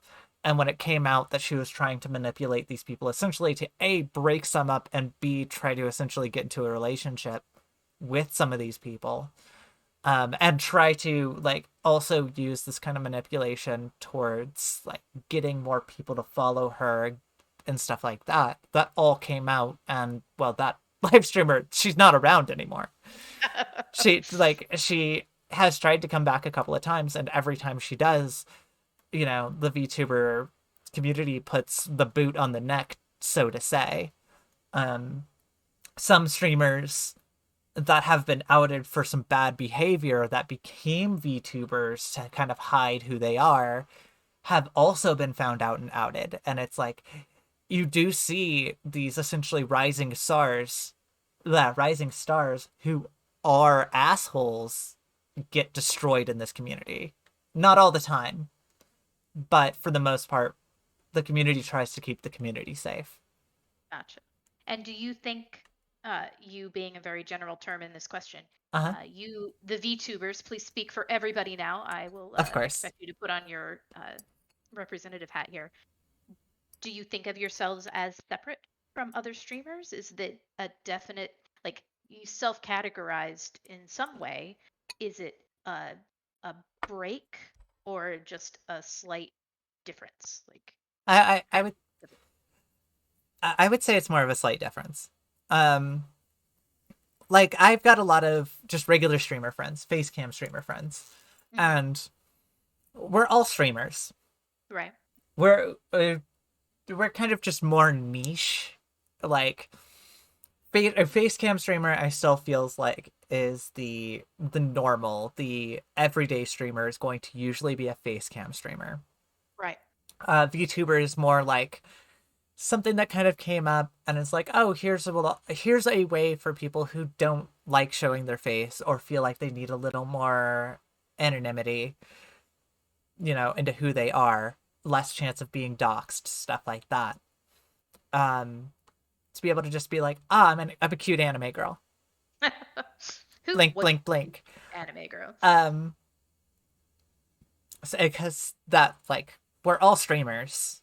We're hmm all streamers, and we definitely have a slight different take in content. Obviously, like um, there's either a lot more lewd or a lot more wholesome and cute content that seems to come out of the VTuber communities. But for those like that I have been close to in, the regular streaming community, my friend King of Maggots, my friend King of the Vampires, Court for the Win, they're all fantastic face cam streamers that like started off with that, even if one or two might have started to go that VTuber route.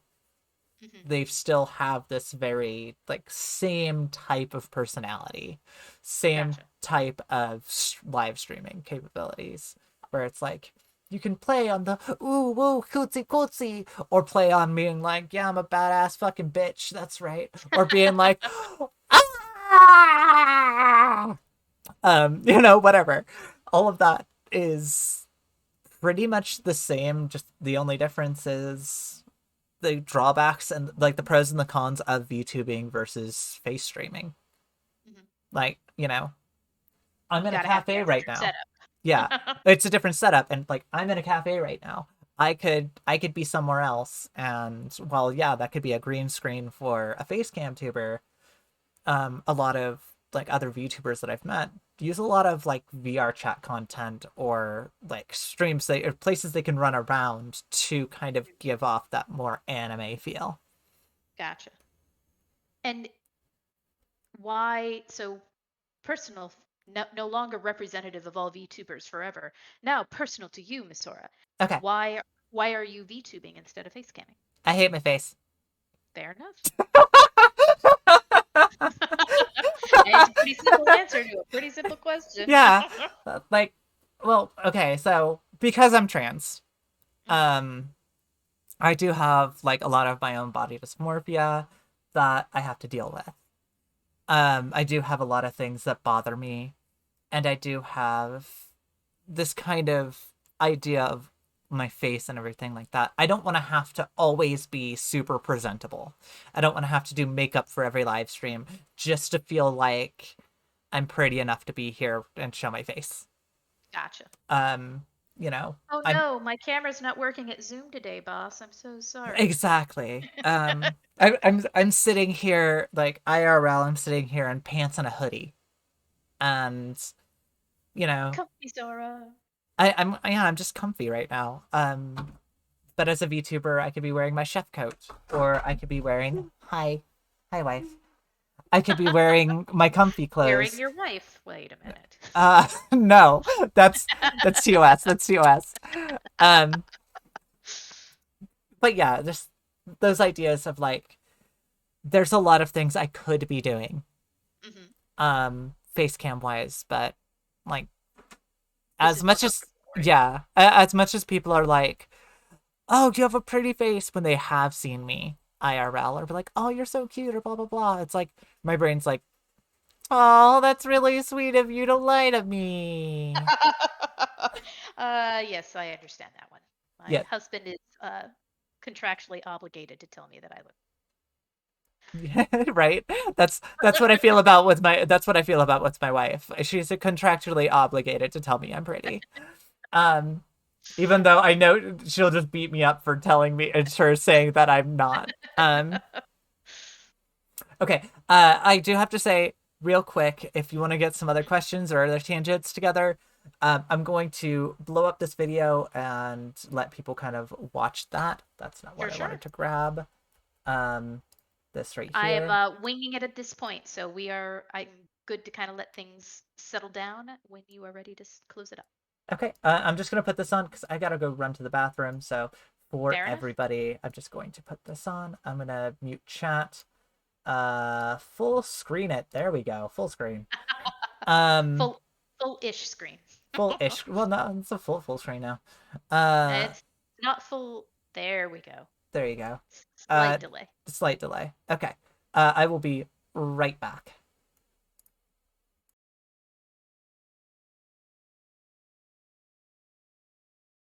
Us, you've never seen us, nor have you heard about us, nor do you associate with the Morning Grind Cafe.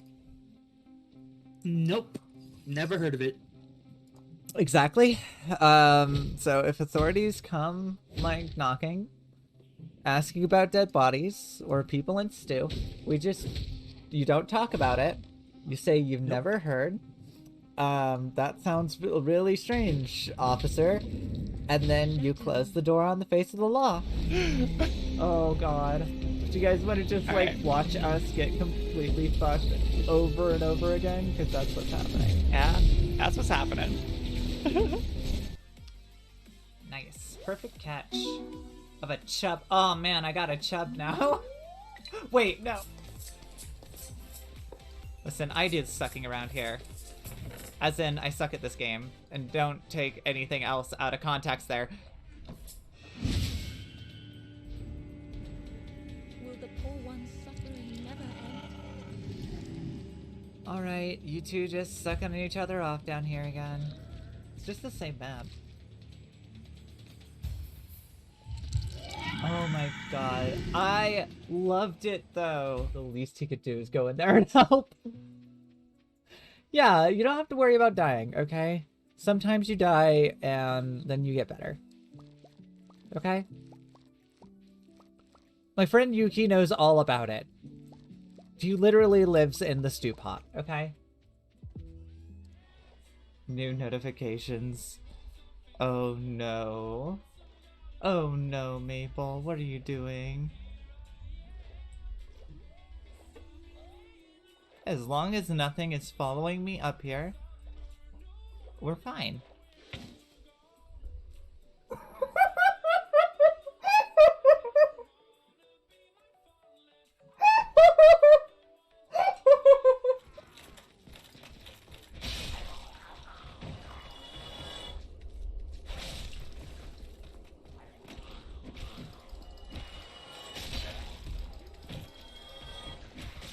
Okay.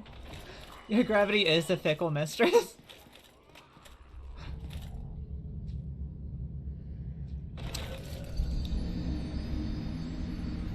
You ever just, die on the short? You have food? You should be fine? Okay, don't die. I'm gonna teleport you into my dungeon if you are. Wow, this caffeine really kicked in today. I was not expecting to be hit so hard with caffeine this morning. But my leg is like jiggling uncontrollably because I just can't stop moving. Well, I guess riding a dragon's really exciting, right, guys? Oh god, that's an awful joke. I shouldn't say that. Stop it. You're gooing me up. Gumming up the works. Ah, yes. Crystal Dick. Come here. Oh my god, I one-shot you guys? You guys are nothing. Come here, Crystal Dick.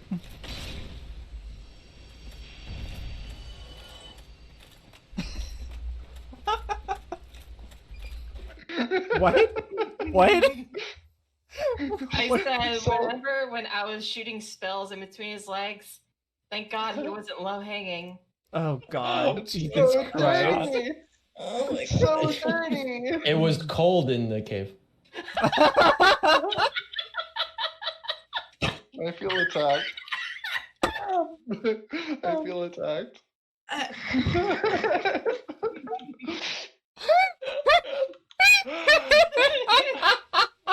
Okay, everybody. I did not need that image in my head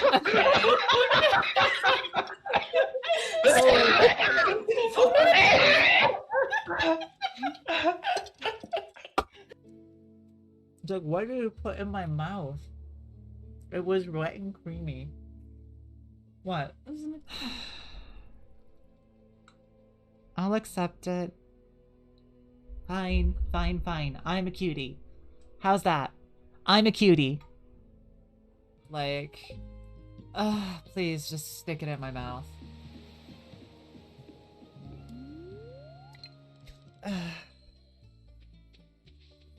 That's a little, hidden. Ear wiggles, ear wiggles, ear wiggles, ear wiggles, ear wiggles, ear wiggles. Ear wiggles, ear wiggles, ear wiggles.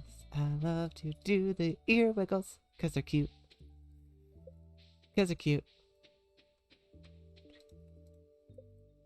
Oh my. Oh God, what is this? Okay, so the only thing I have to say Bruh. is that.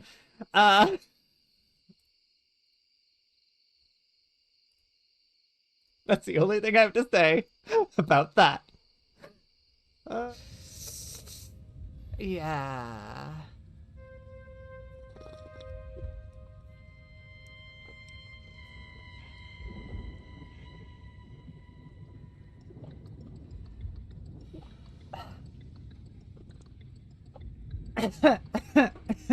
Okay, that was very hot.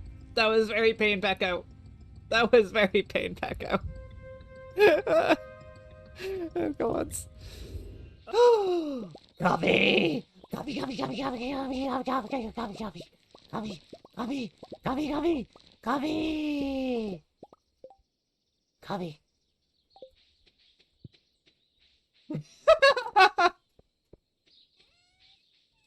Gerblin Sora. Anyways, hi. Hi, I'm gay. Just put it in like a nice little warm spot and let it like hatch. That's how I came about. I hatched from it. Demonic angel of death. What is sleep? Then again, all I can think of, what is sleep? Baby, don't hurt me. Don't hurt me. No more.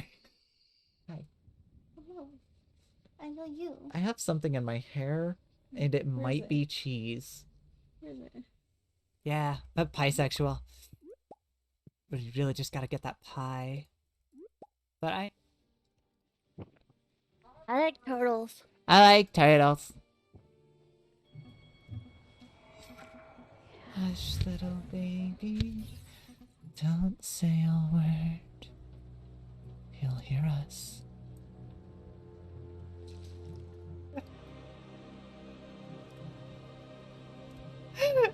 Everybody want a little piece of that Sora tail? Oh, wait! Kids love pizza. Oh, thanks. Oh.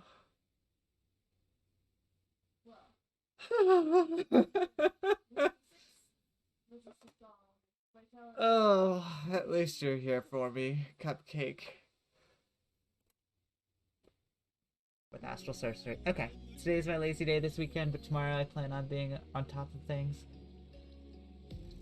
I'll be right back.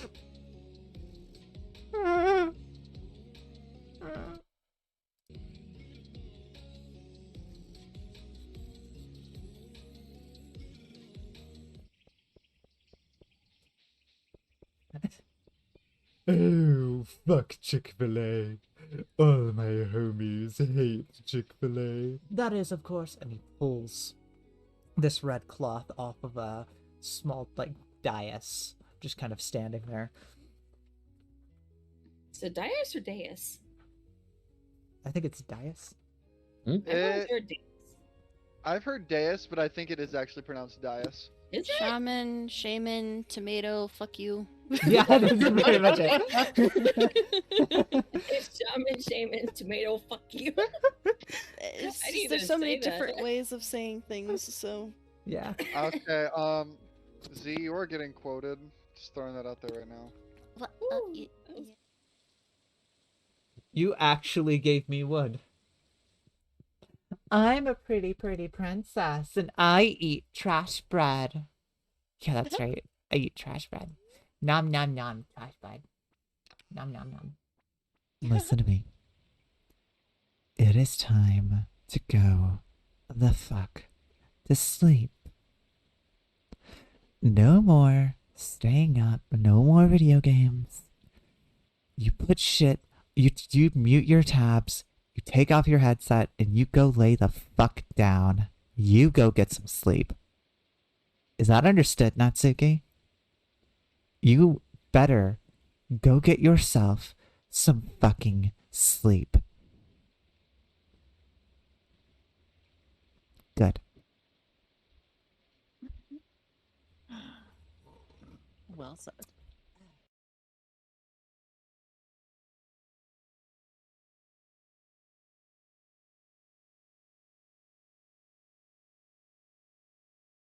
All right, we are back. We are back. I just wanted to let that run the rest of the way.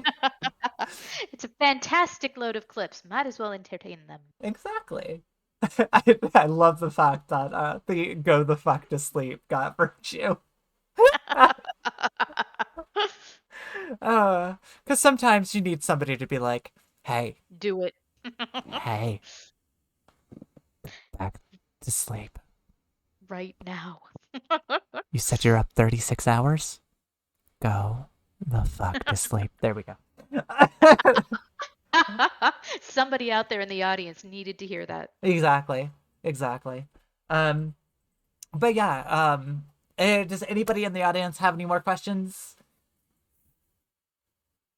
Because if so, I'm going to answer those. If not, we're going to actually start looking into somebody to raid. And Emma, thank you so much for coming. I will flee like a little bird. Flee like a little bird. Mwah! Caw. Gah! Gah! Gah! Gah! A very important question in the chat. If you would please let the audience know how you take your tea. I take my tea black, but sometimes in cakes. It's an ongoing joke, and I'm sure it will get it will eventually come up.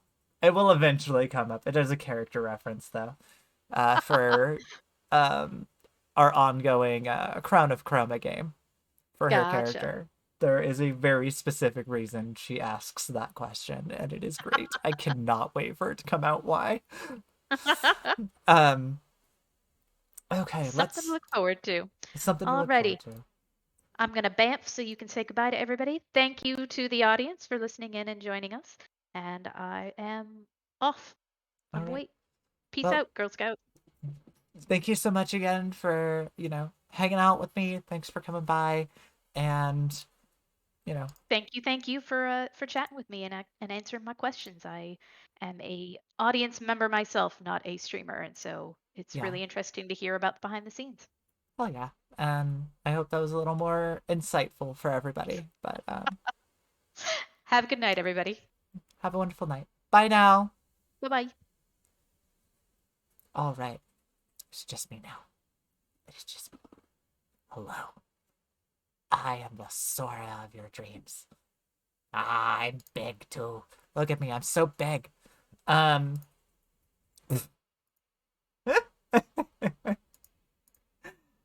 Thank you for the posture check, Timmy.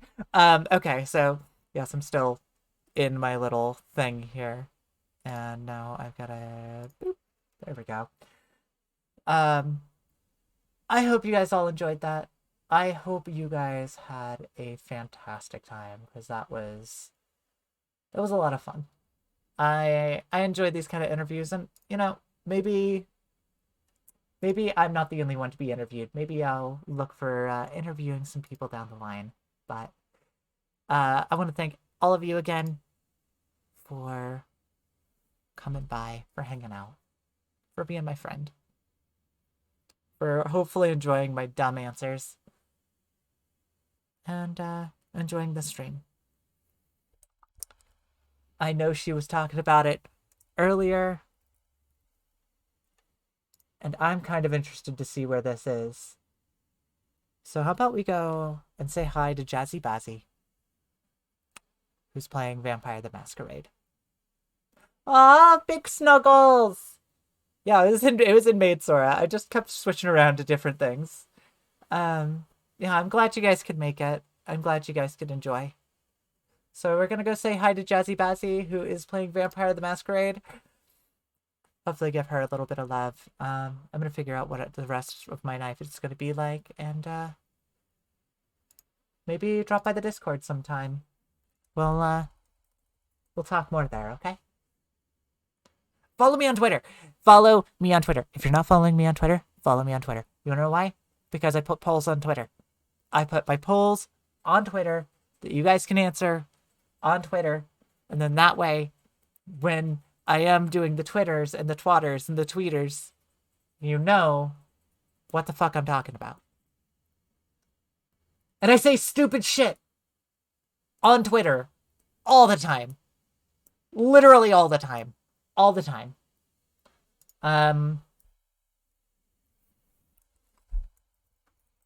So this is going to be Chatty Cafe Raid.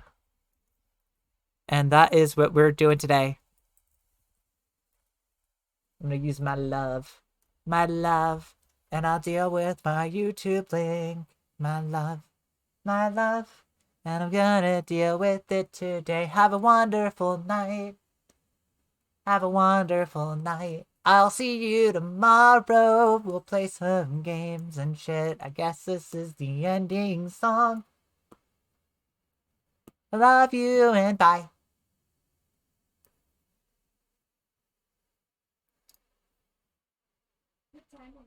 Really?